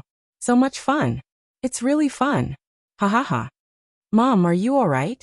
Zheng Xianjing immediately ran over to help Zheng Lingling up. Zheng Lingling was furious. Her eyes flashed with intense venom. The chicken soup that she had worked hard on for over 3 hours had just been spilled by this crazy woman. If it wasn't for Mrs. Zheng's presence, she would have slapped her already. Zheng Lingling smiled and said, "I'm fine, Xianjing, don't worry." Even though Zheng Lingling claimed that she was fine, there was a frightful red mark on her wrist. Zheng Xianjing said, "Oh, go get the burn ointment." "No need," Zheng Lingling laughed. "Surely a wound this small doesn't need burn ointment." "See you." Mrs. Zheng looked sternly at the person who caused the chicken soup to be spilled. "Sister, that was fun." Zheng Siyu didn't realize her mistake. Her eyes were sparkling with excited laughter. Chapter 380. Clever Mrs. Zhang meeting the parents one by one revised, _2. Zhang Suyu is the youngest sister of old Master Zhang, and she is 56 years old this year. This younger sister was a talented woman in her early years, but she unfortunately met a faithless man and lost all faith in marriage. She openly declared that she would remain unwed for life, and had been living in the Zhang's residence ever since. Then 3 years ago, she went mad overnight while she was perfectly fine. When she was taken to the hospital, the doctors diagnosed her with a mental illness stemmed from severe depression. There was almost no chance of recovery. Ghost. You are a ghost. Zhang Suyu stared at Zhang Lingling. She suddenly became frightened. How terrifying. There's a ghost. Ghost. You all are ghosts. Zhang Suyu suddenly pushed Zhang Lingling onto the ground, laughing crazily. Ha ha. The ghost is dead. The evil ghost was killed by me. I am so powerful. Suyu. Madame Zhang shouted angrily. Butler Lu, take Suyu back to her room. Sister, behave. Suyu will behave. Zhang Suyu plaintively clung to the sleeve of Madame Zhang. She looked like a scared child, making people reluctant to scold her. When was it that Zhang Suyu was also a person proud to the bone? Fate plays with people. Madame Zhang's eyes were filled with sadness and helplessness. Zhang Lingling, understanding the situation, said, Mom, please don't blame Aunt Suyu. I was just not steady on my feet. Aunt Suyu didn't mean to. If she could control herself, she wouldn't behave like this. Wah! Zhang Suyu made a face at Zhang Lingling. Madame Zhang sighed, looking at Zhang Suyu and said, Suyu, when can you get better? Sister, hee sister, you are so beautiful. Zhang Suyu suddenly became excited and started hopping around the room. Madame Zhang sighed again, her eyes full of sorrow. Park. Shangguan Dahui lost his wife early. His visits to the park this year were not just for leisure walks, but also for matchmaking events. Shangguan Su and Shangguan Shi were sensible children. They did not object to their father finding a companion. The woman he met was Lin Fong, who is exactly 40 years old. Her husband passed away 5 years ago from liver cancer, and she remained unmarried. Shangguan Dahui is already 42 and at his age, he didn't have high demands for women. As long as the woman was gentle, virtuous, and able to live a daily life, that would be enough. Lin Fong was a kindergarten teacher, had an elegant job, and was decent in character. There was no significant generation gap between her and Shangguan Dahui. After the meeting, Shangguan Shi asked, Dad, what is your impression of Aunt Lin? Shangguan Dahui said, You can only know a person's heart with time. Shangguan Shi asked, So that means your first impression is good? Shangguan Dahui turned the question. Xiaoxi, what do you think of Lin Fong? In fact, he didn't mind much. As long as Shangguan Su and Shangguan Shi thought it was okay, it was okay. Shangguan Shi smiled and responded, I think Aunt Lin is nice. She has a good background, a decent job, and a gentle personality. I think she's very compatible with you. How about dating Aunt Lin for a while, Dad? If you find you are not compatible, you can break up. Shangguan Dahui said, I will think about it more. Shangguan Shi nodded and continued, Actually, Aunt Lin is really good. I heard from Grandma Zhao that her husband has been gone for 5 years, but she has been devotedly serving her paralyzed mother-in-law without any complaints. Lin Fong was indeed a good person. Shangguan Shi did not want her father to miss her. Lin Fong returned home with a smile on her face. As soon as she opened the door, her only daughter, Chang Yu, eagerly asked, Mom, how did it go? Lin Fong said, I think Shangguan Dahui should be quite satisfied with me. Really? Chang Yu asked in surprise. Lin Fong nodded. At least the first impression is good. Chang Yu continued, Mom, you must seize the opportunity. The Shangguan family is a wealthy family. If you marry into it, then I will be a lady of wealth. Moreover, I heard that Shangguan Su is the president of a bank, and he is also very handsome. Chang Yu got lost in her own fantasies. If her mother marries into the Shangguan family, although she can also become a rich young lady, she will always be a stepdaughter. But if she could capture Shangguan Zu's heart, it would be different. Then, she would become the true mistress of the Shangguan family. Lin Fong laughed and said, Do I need you to tell me that? Just then, a hoarse voice came from the next room. Hungry. I am so hungry. Chapter 381. Clever Mrs. Zheng, meeting the parents one by one revised _3. Lin Feng's expression quickly turned intolerant, cursing and walking into the house. Hungry, hungry, always hungry. You old hag, didn't you just eat this morning? The room was a storeroom, filled with a strange smell and assorted items. On a bed in the corner lay a skeletal old woman. Although the old woman was feeble, her eyes were exceptionally spirited. Hungry. I am hungry. Lin Feng picked up a cold, hard steamed bun and threw it at the old woman's head. Eat up. You old hag. Poisonous woman, loose woman. You killed my son. You will not have a peaceful death. The old woman glared at Lin Feng, her eyes seemingly ready to devour. You old hag. All you can do is eat and talk. Lin Feng grabbed the steamed bun and shoved it into the old woman's mouth. If it wasn't for concern about her own reputation, Lin Feng would have gotten rid of this old hag long ago. Lin Feng warned. You old hag, if you dare to create any more trouble, watch how I deal with you. Lying paralyzed on the bed, the old woman was a helpless target for Lin Feng's numerous ways of torment. At these words, the old woman dared not say anything more. Lin Feng turned and walked back to the living room. Chang Yu voiced her concerns. Mom, what will happen to that old lady if you marry into the Shangguan family? Lin Feng responded. Don't worry about that. Mom will find a way. Oh, Chang Yu nodded. Mo family. After Mo Qishan returned, he told Grandma Mo about Enai Yang's visit the next day. Upon hearing this, Grandma Mo excitedly asked, Really? You're not picking on me, are you? Mo Qishan chuckled. Do you think I am teasing you? Good. This is great. Grandma Mo exclaimed. I must start preparing now. By the way, what does the young lady like to eat? After thinking for a while, Mo Qishan replied. She prefers spicy food and also fruit. Like grapes and lychees, for instance. Grapes, lychees? These fruits were out of season, causing a bit of a dilemma for Grandma Mo. To get these fruits, they would have to be sourced from outside. Given the inefficient transportation of the times, a round trip would take at least a week. You naughty boy. Why didn't you mention this yesterday? It's already dark now. Where am I supposed to get these fruits? Grandma Mo complained to Mo Qishan. Mo Qishan replied. Mom, don't worry, I've already prepared these fruits. Now just go and get a good night's sleep, and greet your future daughter-in-law with your best spirit tomorrow. You naughty boy. Grandma Mo playfully slapped Mo Qishan. Mo Qishan continued. I'm going to my room now. Off with you. Good night, Mom. Mo Qishan waved at Grandma Mo. After leaving the room, Mo Qishan immediately went upstairs to share the good news with Grandpa Mo. Upon hearing the news, Grandpa Mo exclaimed, Really? Which poor girl has our naughty boy bewitched? Despite referring to it as a bewitchment, the smile on Grandpa Mo's face couldn't be hidden. Initially, Grandpa Mo had been worried that Mo Qishan wouldn't be able to overcome the shadow of his broken engagement. Grandma Mo smiled and said, I don't know either, and our naughty boy stubbornly refuses to spill any beans. But it doesn't matter, since we will see the girl tomorrow anyway. Grandpa Mo put down the brush in his hand. As it's the girl's first visit, we must not neglect the preparations. Go and tell Pingping and Baichuan. I want everyone to be home tomorrow. Grandma Mo nodded. You're right. I'll go and inform Chuan and the others now. With a pleased smile, Grandma Mo went to Mo Baichuan's room. Next, Grandma Mo called Lin Pingping.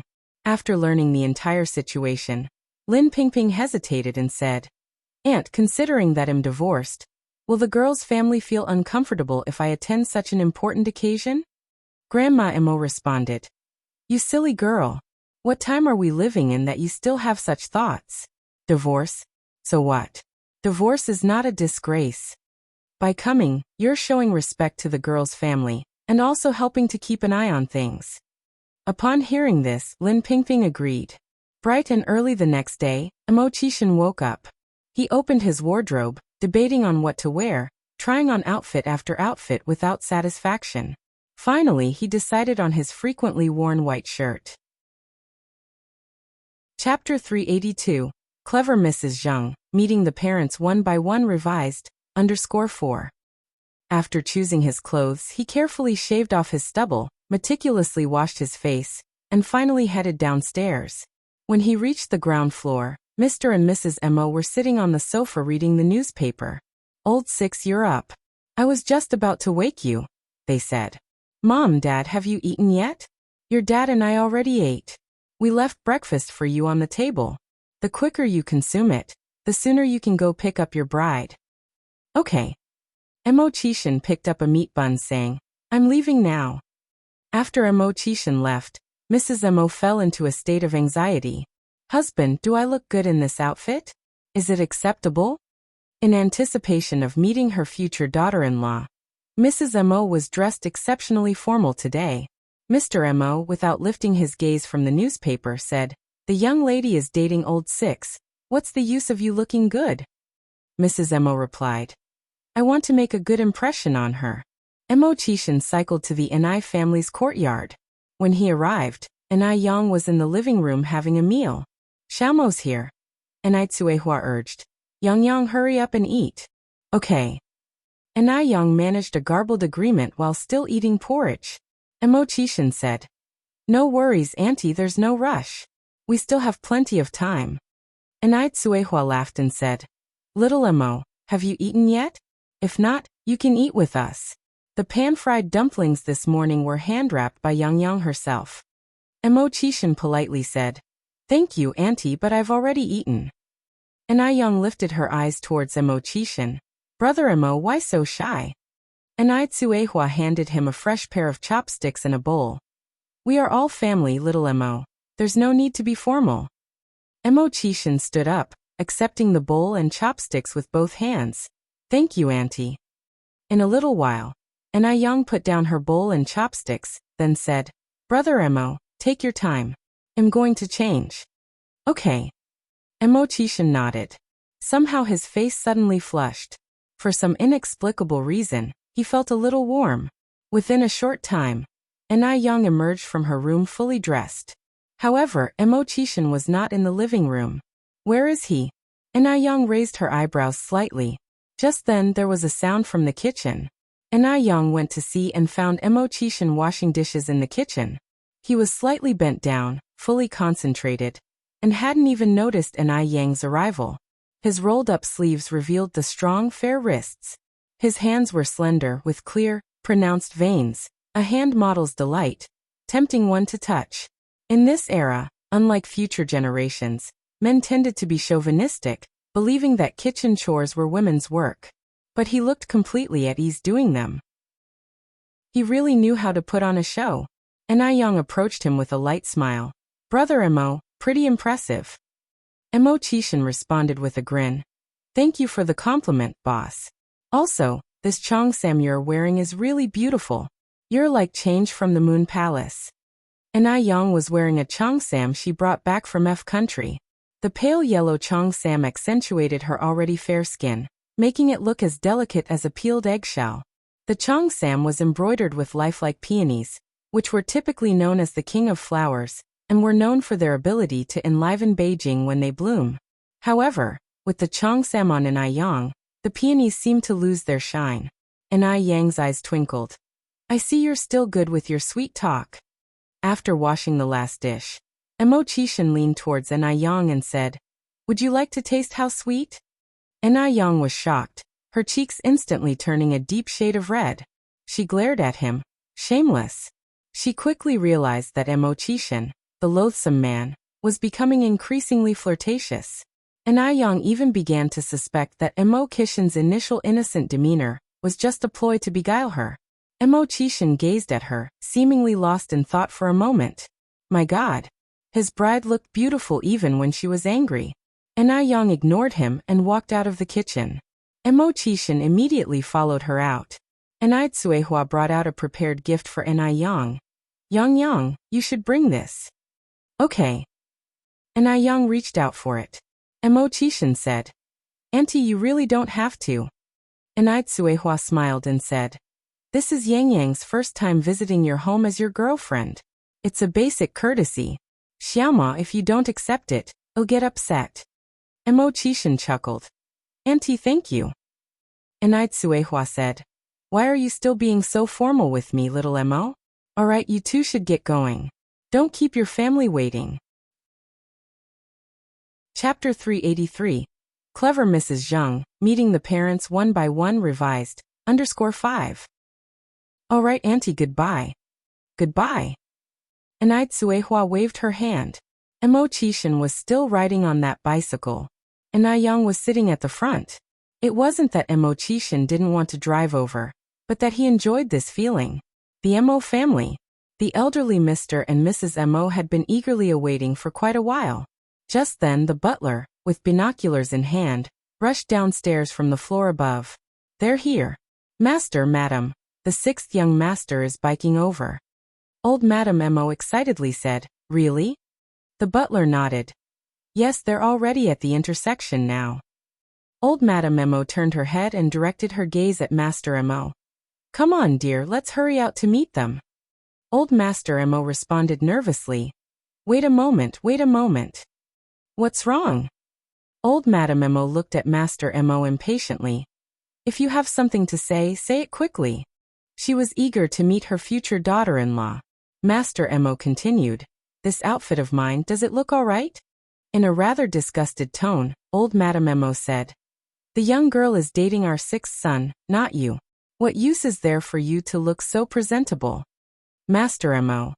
What goes around comes around indeed. Old Madam Mo continued, Butler, go upstairs and call for Ping Ping and Chuan Chuan. After all, this is the young ladd's first time visiting us. We must not neglect our etiquette. The butler responded, All right, I will go right away. Master and Madam Mo headed towards the door.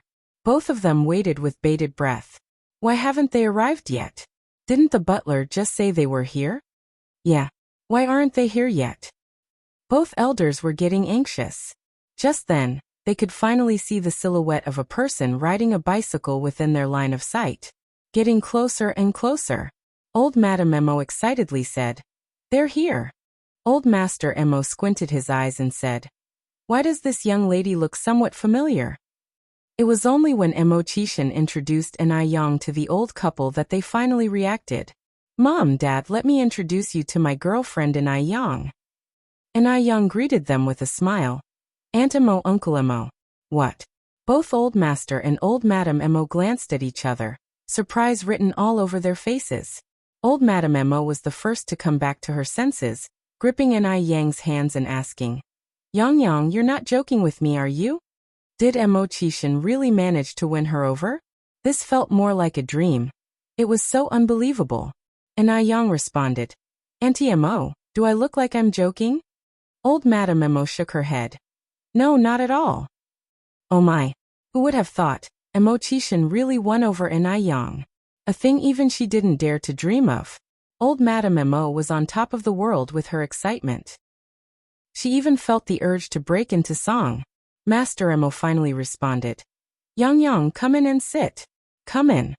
Mo Qishan held Anai Yang's hand, and the two of them entered the grand doors of the Mo family together. As soon as they entered, they encountered Lin Pingping and Mo Baichuan, who were descending from the upper floor. The two of them were completely taken aback. Nobody had expected that the visitor would have been Anai Yang. Lin Pingping quickly came over to Anai Yang. Oh my God! Yang, brother six, what's this? Mo Qishan smiled and said, Sister Yang and I, we're together now. Lin Pingping was speechless for a long while. Mo Baichuan, who followed behind, directly froze in place. He never thought that Anai Yang would actually be with that good-for-nothing Mo Qishan. What is Anai Yang trying to do? What's Anai Yang really up to? Is she still trying to get his attention? By getting close to Mo Qishan and having the chance to get close to him? Mo Qishan looked up at Mo Baichuan. Nephew, aren't you going to greet your future aunt? Mo Baichuan had a stiff expression on his face. Chuan. Old Madam Mo gently reminded, scared he might offend Anai Yang again. Mo Baichuan walked up to Anai Yang. Aunt Six. Was Anai Yang trying to provoke him? Then he's also going to provoke Anai Yang a little bit. He just wanted to see how Anai Yang would respond to his mention of Aunt Six. Anai Yang responded ambiguously with a smile. My big nephew. Mo Baichuan's face was turning an unsightly hue. Anai Yang did dare to. She really did dare to. Did she think that by doing so, he would think highly of her? No way. Never. Mo Hudi walked into the house from outside.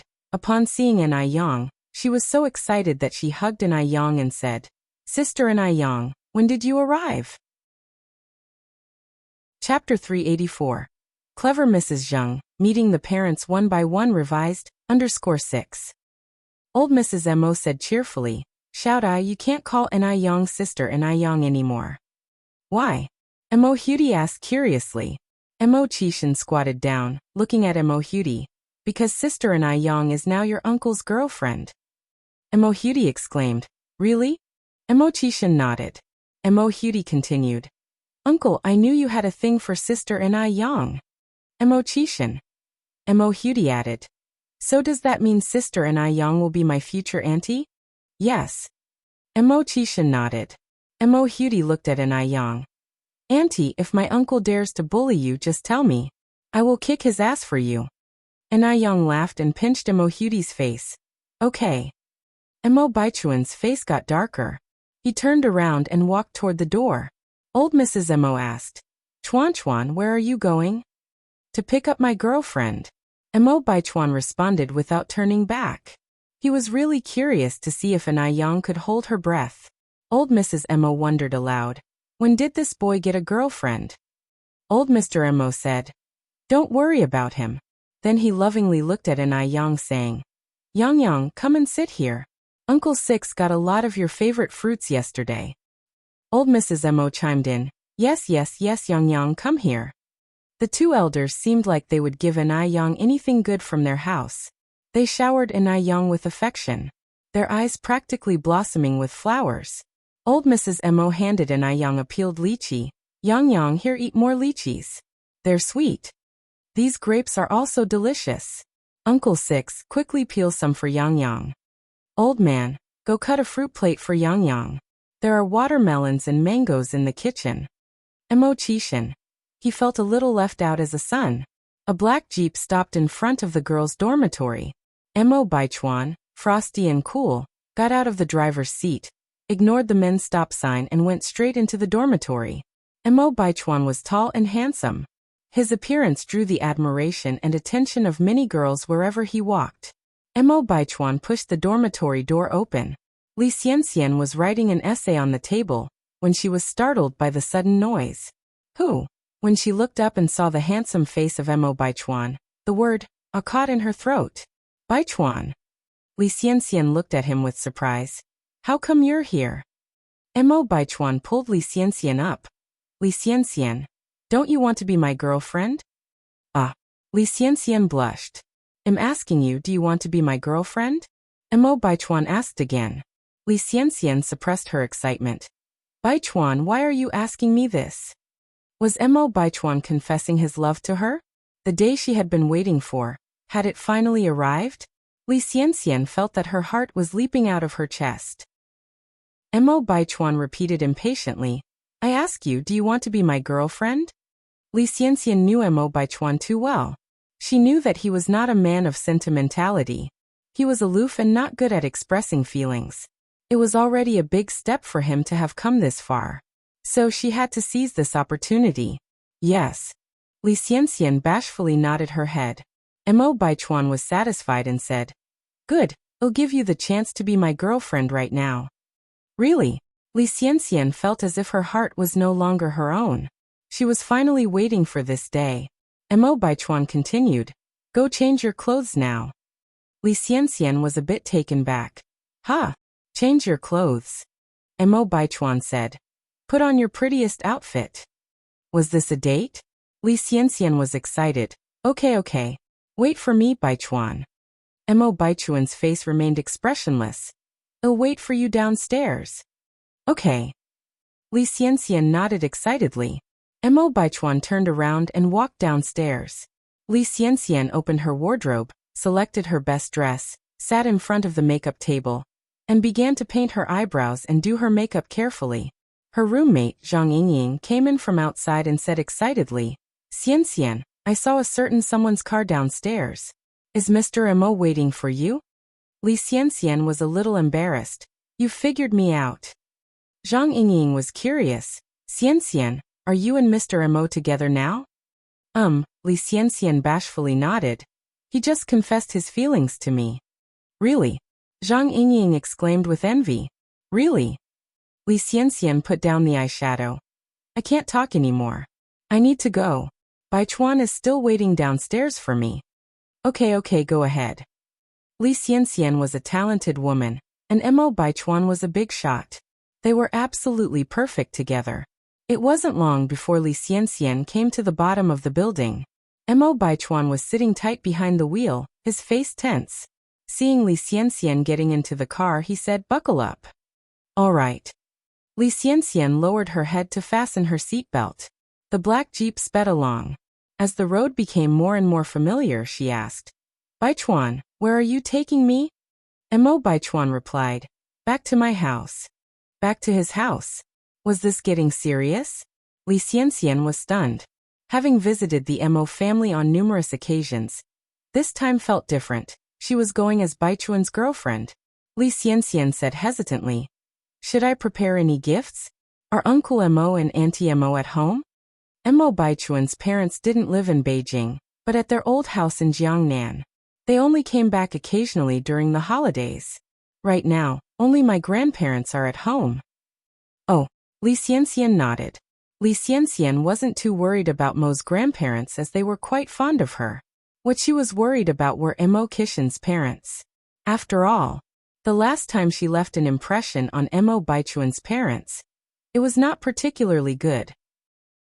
With Mo Bai Chuan driving rapidly, it wasn't long before they arrived at the Mo's household. When they got out of the car, Mo Bai Chuan held onto Li Xianxian's arm. "Let's go in."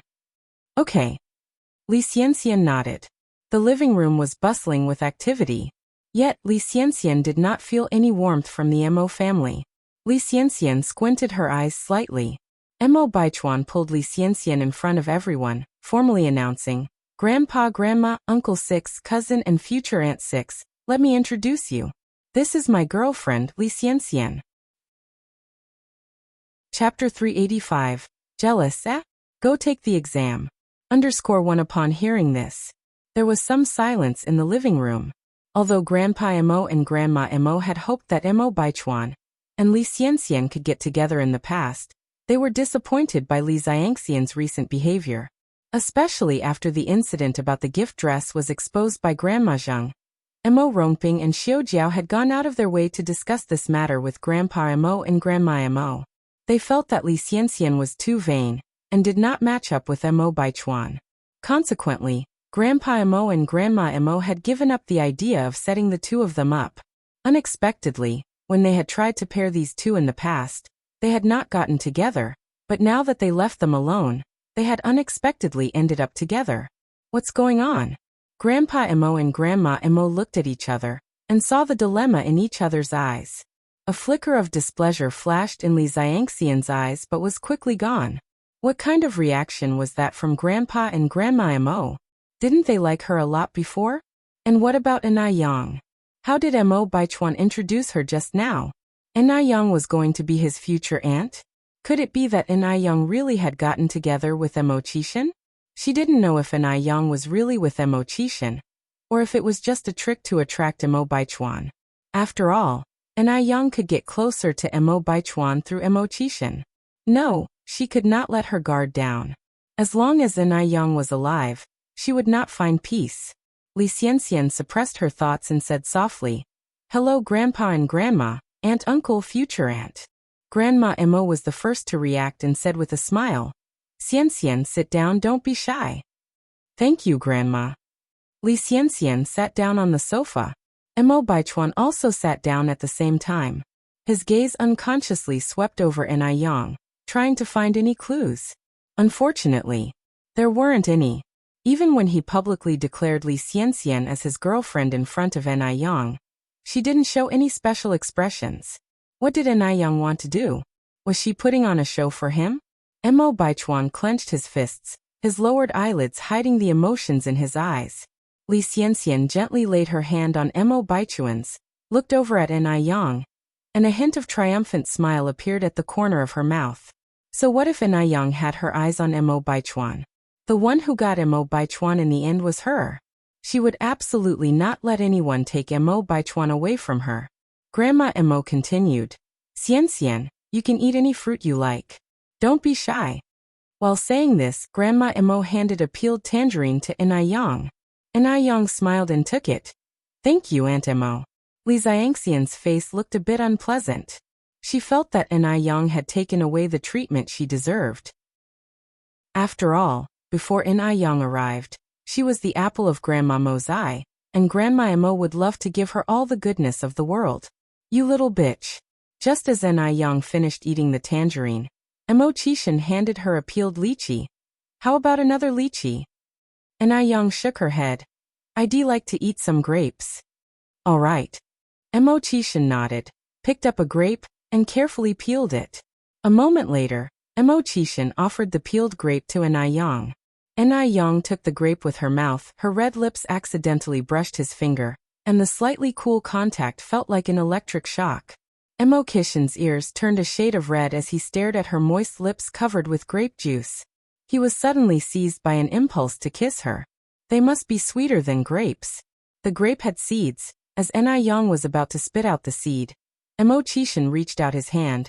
Just spit it on my hand. Looking at Mo Qishan, then at Mo Baichuan beside her, Li Xianxian felt that Yang was overly dramatic and showed too much. Just because Mo Qishan likes her, she started acting arrogantly and forgot who she really was.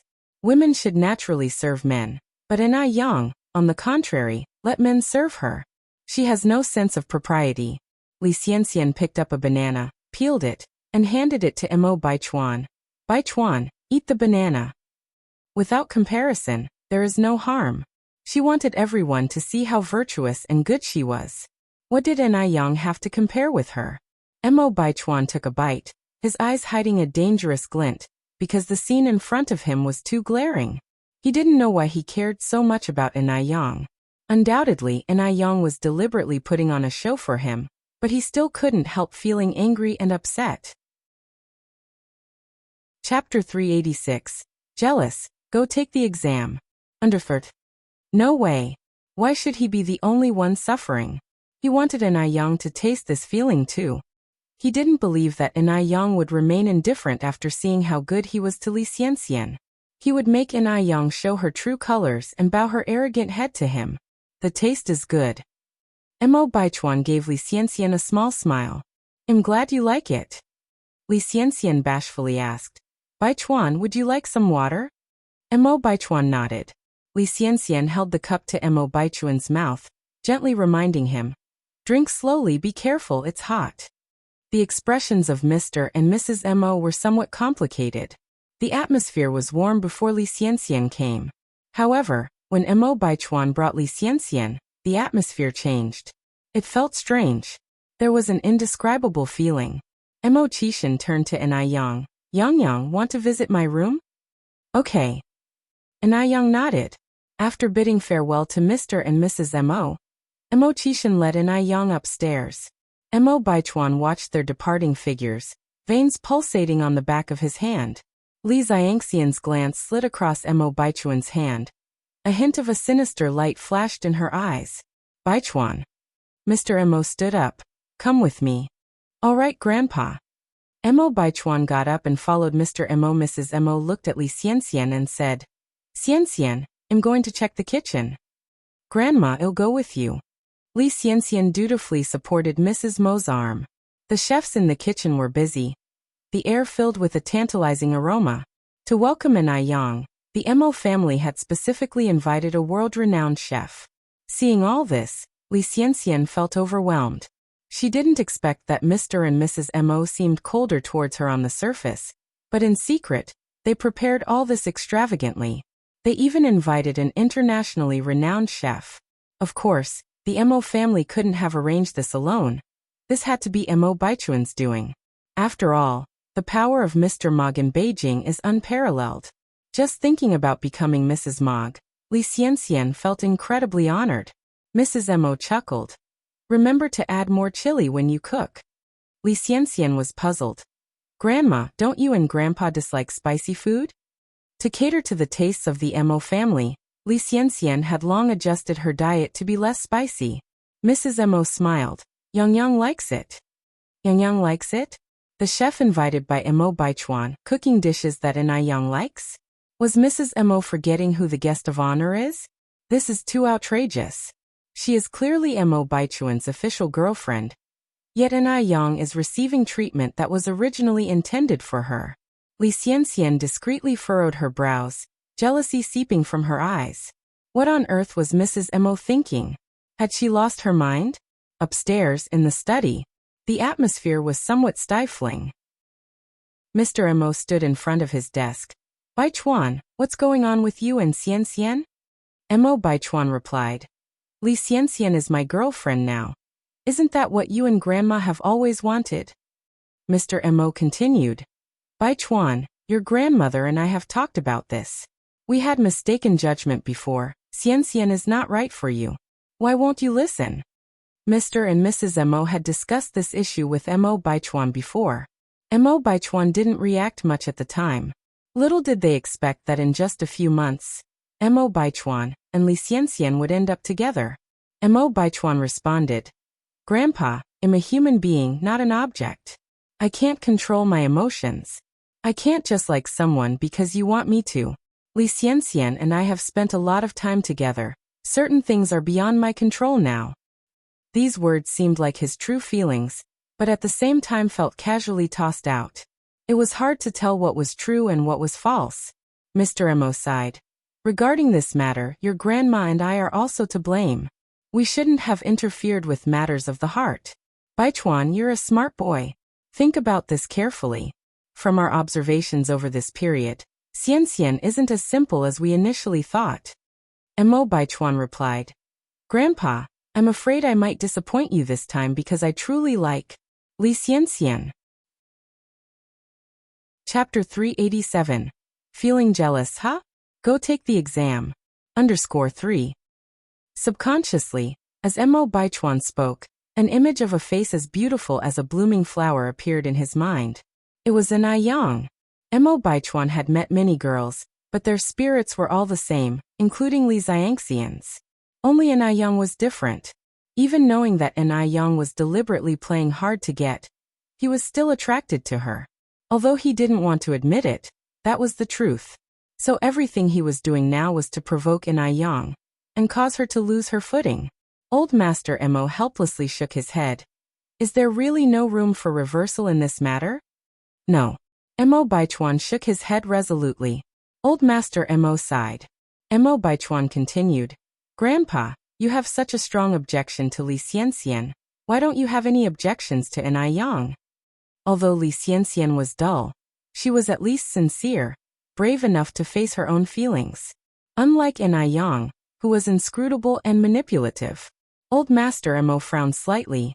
Yang is a good girl. As a junior, you are not allowed to disrespect your elders.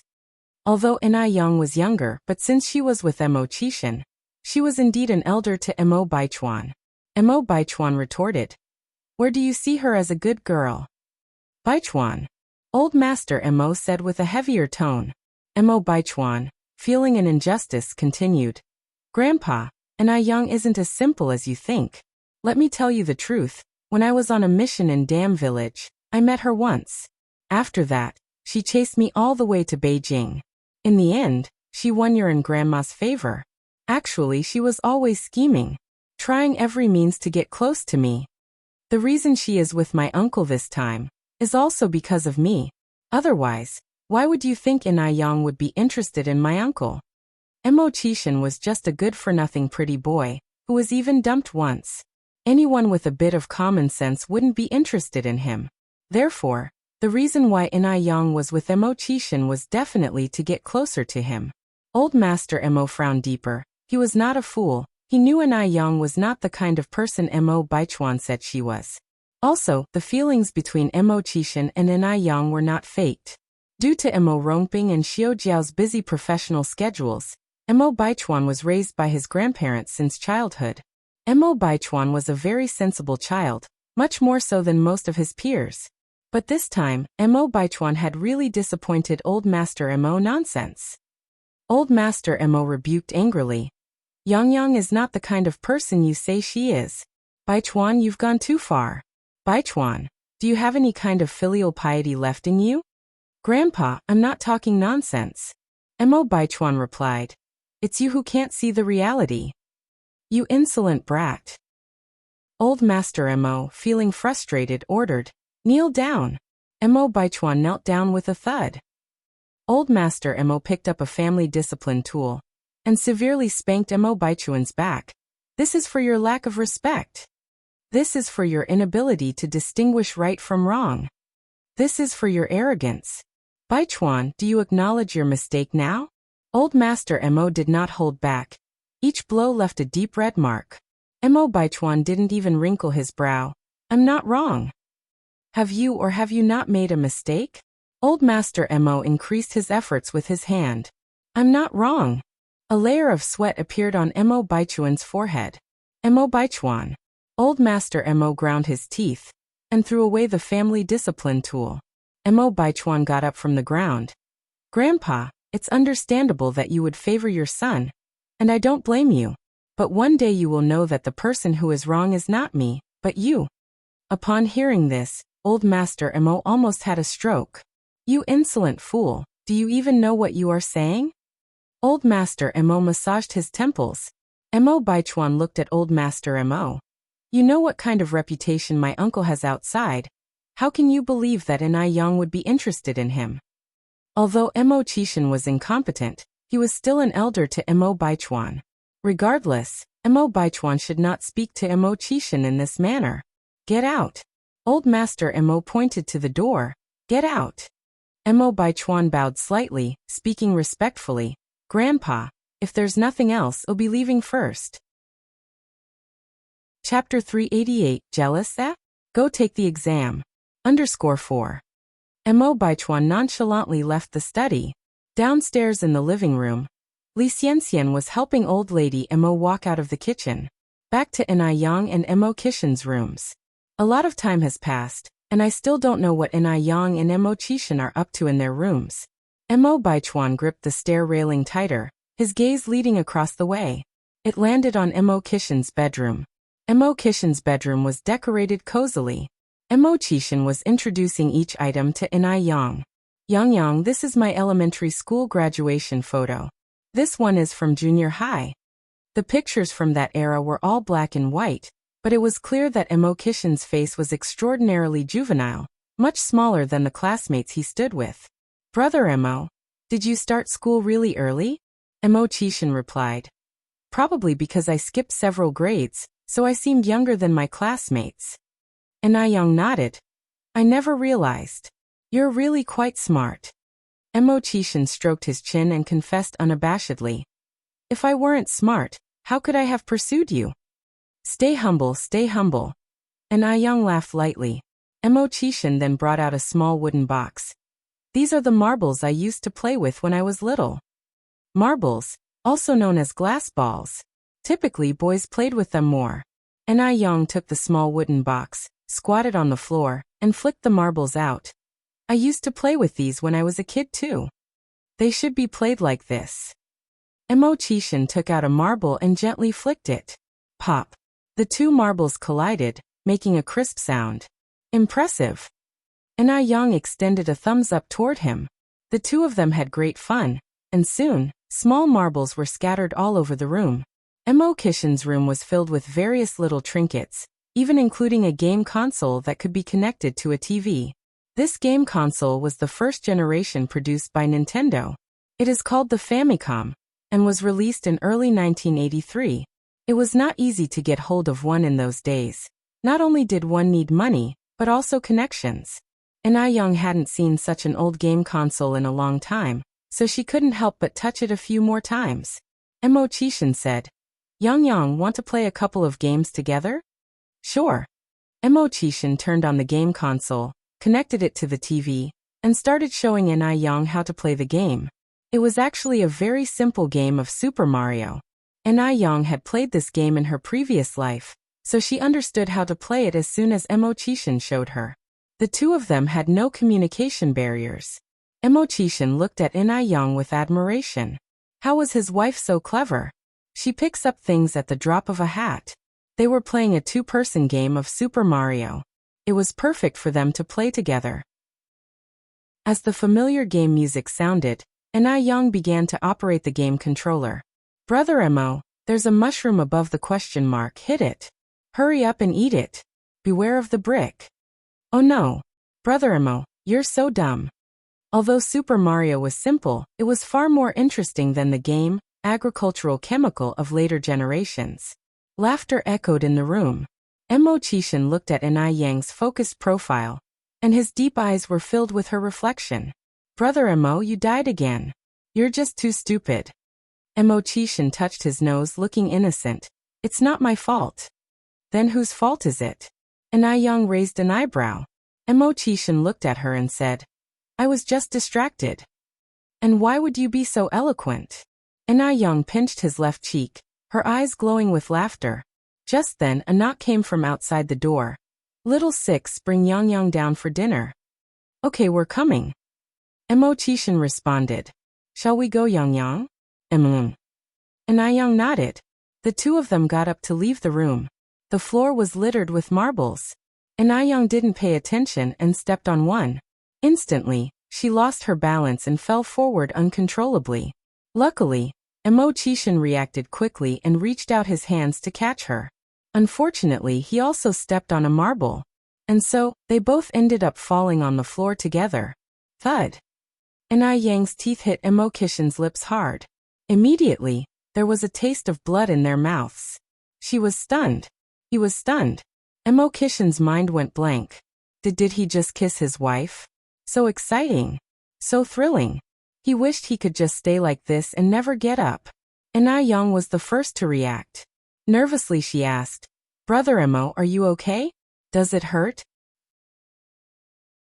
Chapter 389, Feeling Jealous, huh? Go take the exam. _5. The hit she had given him earlier was unexpectedly hard, causing Mo Chishan's lower lip to swell and bleed. It doesn't hurt, not in the slightest, Mo Chishan said, with an indifferent expression on his face. Young asked, Does it really not hurt? Do you need to stop the bleeding? Or perhaps relieve the poison? No need, Mo Chishan nonchalantly said. Let's go, our mom is already waiting for us downstairs. Are you sure you're all right? Young was still slightly worried. I'm really all right. Mo Chishan held on to Yang's wrist and guided her downstairs. Downstairs in the restaurant, everyone was gathered. Madame Mo's eyes, expressionless and still, traveled back and forth between the two before settling on Mo Chishan's lips, a smile hidden in her gaze. Mo Hudi curiously asked, Little uncle, what happened to your mouth? Hearing this, everyone looked towards Mo Chishan. Mo Baichuan's face darkened immediately. Was Young purposely provoking him?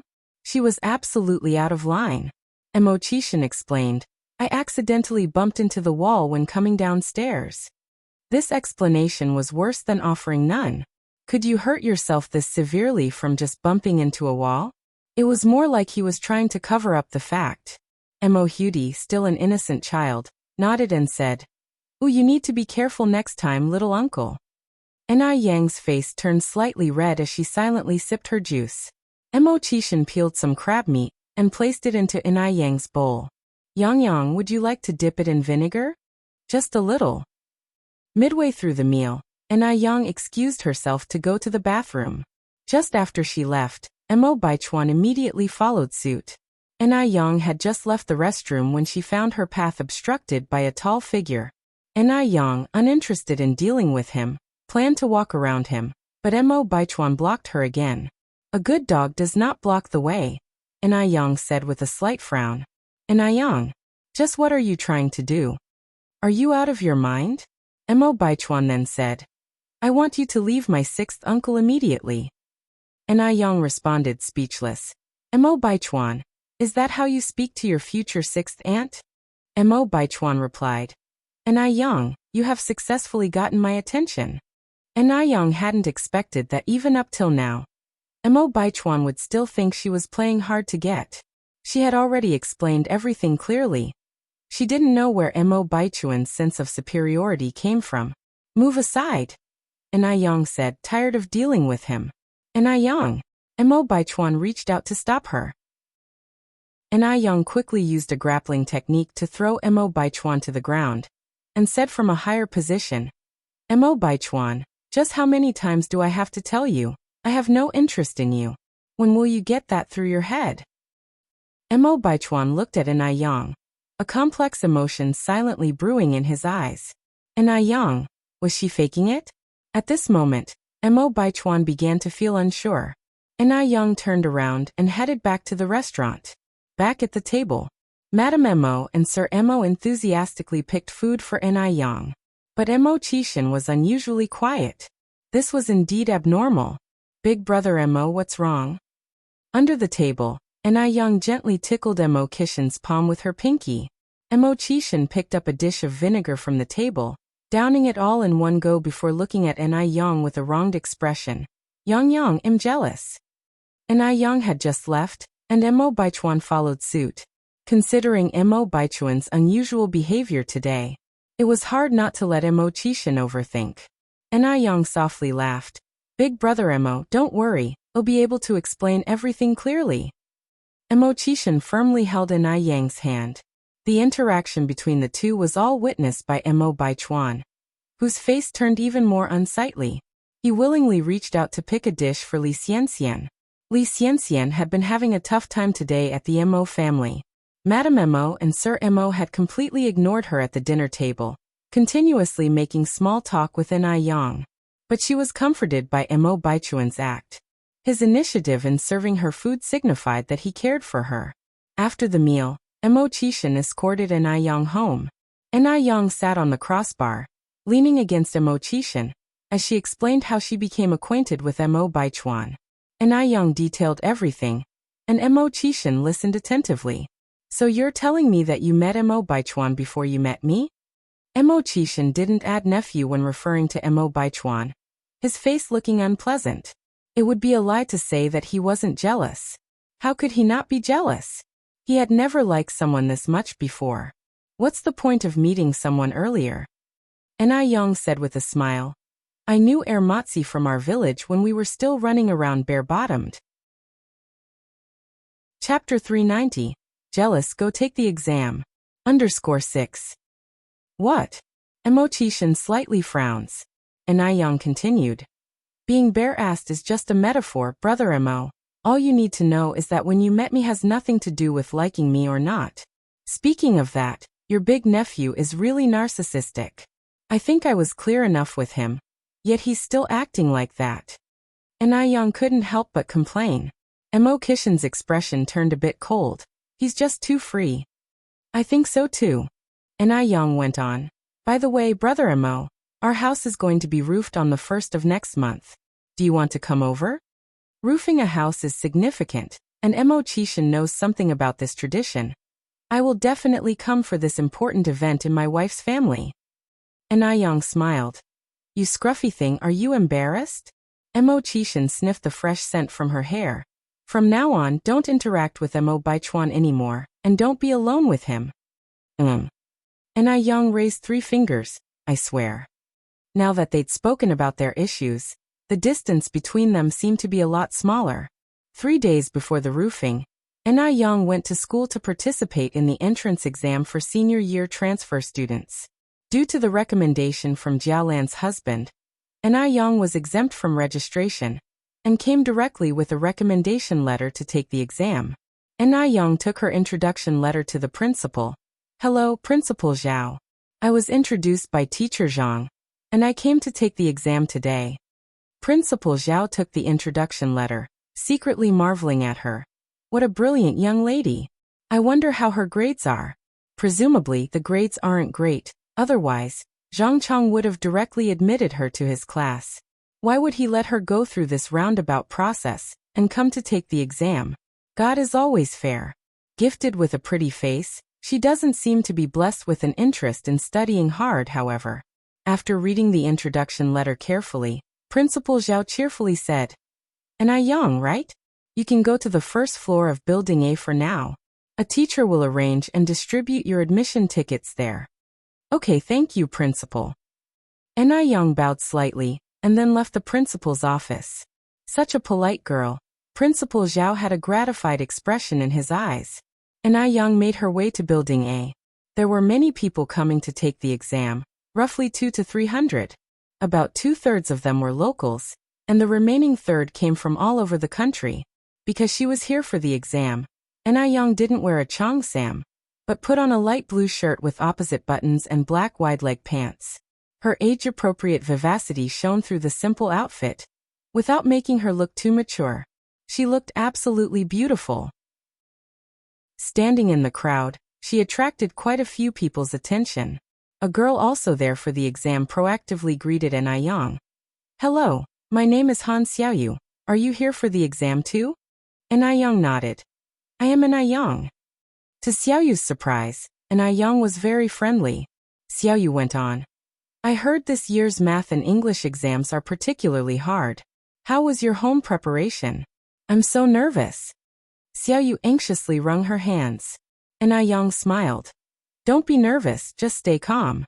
Sometimes too much stress can lead to psychological pressure. Even a small issue will be magnified in your eyes." Ai Yang's response was too calm. It didn't fit with kids of her age. Xiaoyu exclaimed, "Ai Yang, you're incredible. Your grades must be really good." Ai Yang responded, "Not as exaggerated as you say, I'm just pretty laid back." "What does laid back mean?" Xiaoyu asked, confused. Ai Yang explained, "Being laid back means you're okay with anything. You don't care about the results." Han Xiaoyu nodded envious. Yang, I wish I could be like you." Ai Yang went on, "Don't overthink it, don't put pressure on yourself. Let your brain relax completely. Just treat this exam as a normal one." Just then, an odd female voice arose from the side. "You talk a good game. Just show us your real score if you're that capable. Sly Fox." Ai Yang looked up and saw a tall girl. Han Xiaoyu tugged at Ai Yang's sleeve. "That's Zhou Xuemei. She's always sour and jealous if anyone looks better than her. Ai Yang, just ignore her." Ai Yang nodded, not paying any attention to Zhou Xuemei. She came here for the exam, not to pick fights. About 10 teachers came over after a while, distributing the admission tickets. The admission ticket displayed the exam room. By chance, Ai Yang and Han Xiaoyu happened to be in the same room. The exam schedule was quite tight. Chinese, English, math, and history were in the morning. Politics, physics, chemistry, and biology were in the afternoon. The ringing of the exam bell plunged the room into an intense atmosphere, filled with the rustling sound of flipping pages. The exam papers of this era were manually printed, and there was a smell of ink in the air. Ai Yang particularly enjoyed this smell. She took a deep breath, then started carefully filling in her name and student number. Then she began the exam. The Chinese exam was no challenge for her, since she was a patriotic person. She finished the 1-hour exam 25 minutes early. After finishing, she carefully checked again. Once confirmed there were no errors, she rested her hands on her forehead and closed her eyes, taking a quick nap. She had stayed up half the night reviewing for today's exam. Given that this was an exam, Ai Yang dared not sleep openly. But the invigilation teacher's eyes were sharp. As teachers, they typically don't like students who lack ambition. Seeing Ai Yang sleeping, they could only shake their heads helplessly. Kids these days, they're getting worse and worse. "What's the name of that young lady sleeping there?" The speaker was Zhang Chang, the husband of Jia Lan and Ai Yang's recommender. Although he had written a recommendation letter for Ai Yang, he had never met her, so it was normal for him not to recognize her. Another teacher said, "I heard this young lady's name is Ai Yang." "Right, Zhang, isn't she recommended by you?" Because Ai Yang was beautiful, many teachers remembered her face. "Is that Ai Yang?" Zhang Chang looked surprised. At the same time, he felt relief. He was glad he didn't admit Ai Yang directly to his class. This would simply slow down the whole class and reduce the college admission rate. What a relief! Zhang Chang took a deep breath. "How come? You don't even recognize the student you introduced?" Zhang Chang said. "To be honest, this girl was introduced by a friend of my wife's. I really don't know her." "Zhang, it's a good thing you didn't let her directly into your class." Zhang Chang nodded. "Isn't it?" A teacher next to him chimed in. Can't deny it, the young girl is pretty beautiful, just that her study attitude seems a bit lacking. Chapter 391. The results are out. A slap in the face came so fast. _1 Zhang Chang said. This girl obviously doesn't have the temperament of a studious student. I guess my wife must have had a lapse in judgment this time. The other two teachers nearby nodded in agreement. She indeed doesn't seem to be the type. Another female teacher said, don't judge a book by its cover. No one can fathom the vast ocean. Just because this girl is pretty doesn't imply she is poor in academics. Perhaps she had already finished her test paper before falling asleep? It's only been half an hour. Others barely have enough time, unless she's a prodigy. How many prodigies could there possibly be in this world? An hour of exam time quickly came to an end. The students sitting in the first row began collecting answer papers. Ai Yang's seat happened to be in the middle. With a stack of papers in his hand, Zhang Chang contemplated pulling out Ai Yang's sheet to have a look. However, he ditched the idea halfway. What was he thinking? He was actually harboring hope for a student who had slept during the exam. That was quite silly. Chuckling and shaking his head, Zhang Chang, together with some other teachers, took the answer papers to the staff room to be handed over to the teachers in charge of grading. The next exam was mathematics. Ai Yang was a businesswoman. Math had always been her strong suit, so math didn't pose any difficulty for her. However, just as everyone claimed, each math question was indeed very tough. As soon as the exam ended, the air was filled with the sound of sighs. Ai Yang, do you think the math paper was difficult? Han Xiaoyu walked over to Ai Yang and asked with a worrisome expression. Ai Yang gave a light smile, put away her stationery and replied, I think it was fine. How about you? What's your feel? Han Xiaoyu sighed. I am not sure either. Ai Yang, shall we compare our answers? Sure. Ai Yang nodded in agreement. Han Xiaoyu had written all her answers on a piece of scratch paper. Comparing their answers for a while, Ai Yang assured her, Xiaoyu, your answers are almost perfect. You really don't need to worry. Really? Han Xiaoyu asked in surprise. Ai Yang nodded. However, I remember choosing C for this question. Was the answer to this question C? Han Xiaoyu scratched her head and continued. Given the set A equals XX equals 2n, wasn't the answer supposed to be B? I also selected B for this question. Hearing both of them discussing it, the short-haired girl sitting in front of them turned around to join the discussion. Ai Yang explained. This question is often mistakenly answered as B, probably due to a misunderstanding of the elements of the set. Set A represents the set of odd numbers, and set B equals 1, 2, 3, 4. Therefore, the correct answer should be C. The short-haired girl clutched her hair in regret. Oh my God! I didn't attempt the last question, and I got this question wrong too. I might fail. Seeing them discussing the exam question, a few others gathered around. Are you guys discussing the fifth question of multiple choice? Yes, Han Xiaoyu nodded and said. Exactly, it's the fifth question. One of them frowned slightly and said, the correct answer to this question should be B, right? I also chose B. Me too. Almost everyone had chosen B for this question. Zhou Xuemei walked over with a sarcastic smile. The answer to this question is B. Some people deliberately pretend to know when they don't, and try to attract everyone's attention. I wonder what their intentions are. What intentions? Show-off intentions, of course. Just because she is pretty, she thinks the whole world should revolve around her. Zhou Xuemei despised this kind of siren the most. She could tell she's no good. Pretending to know when she doesn't. Ai Yang looked up with a smile. No matter what I say here, the truth is always more persuasive. Whether the correct answer is B or C, everyone will know when the results are out. She wasn't in a hurry to argue with everyone, maintaining her calm and composed demeanor throughout. Her serene and elegant personality strongly contrasted with the sarcastic Zhou Xuemei. Zhou Xuemei bit her lip resentfully. So, you mean that all of us got it wrong and only you got it right? There were more than 30 people in the examination room. How could it be possible that only Ai Yang got it right? Ai Yang responded in a light tone. The results will be announced in 3 days. By then everyone will naturally see the answer. And what if you lose? Zhou Xuemei persisted. What do you think?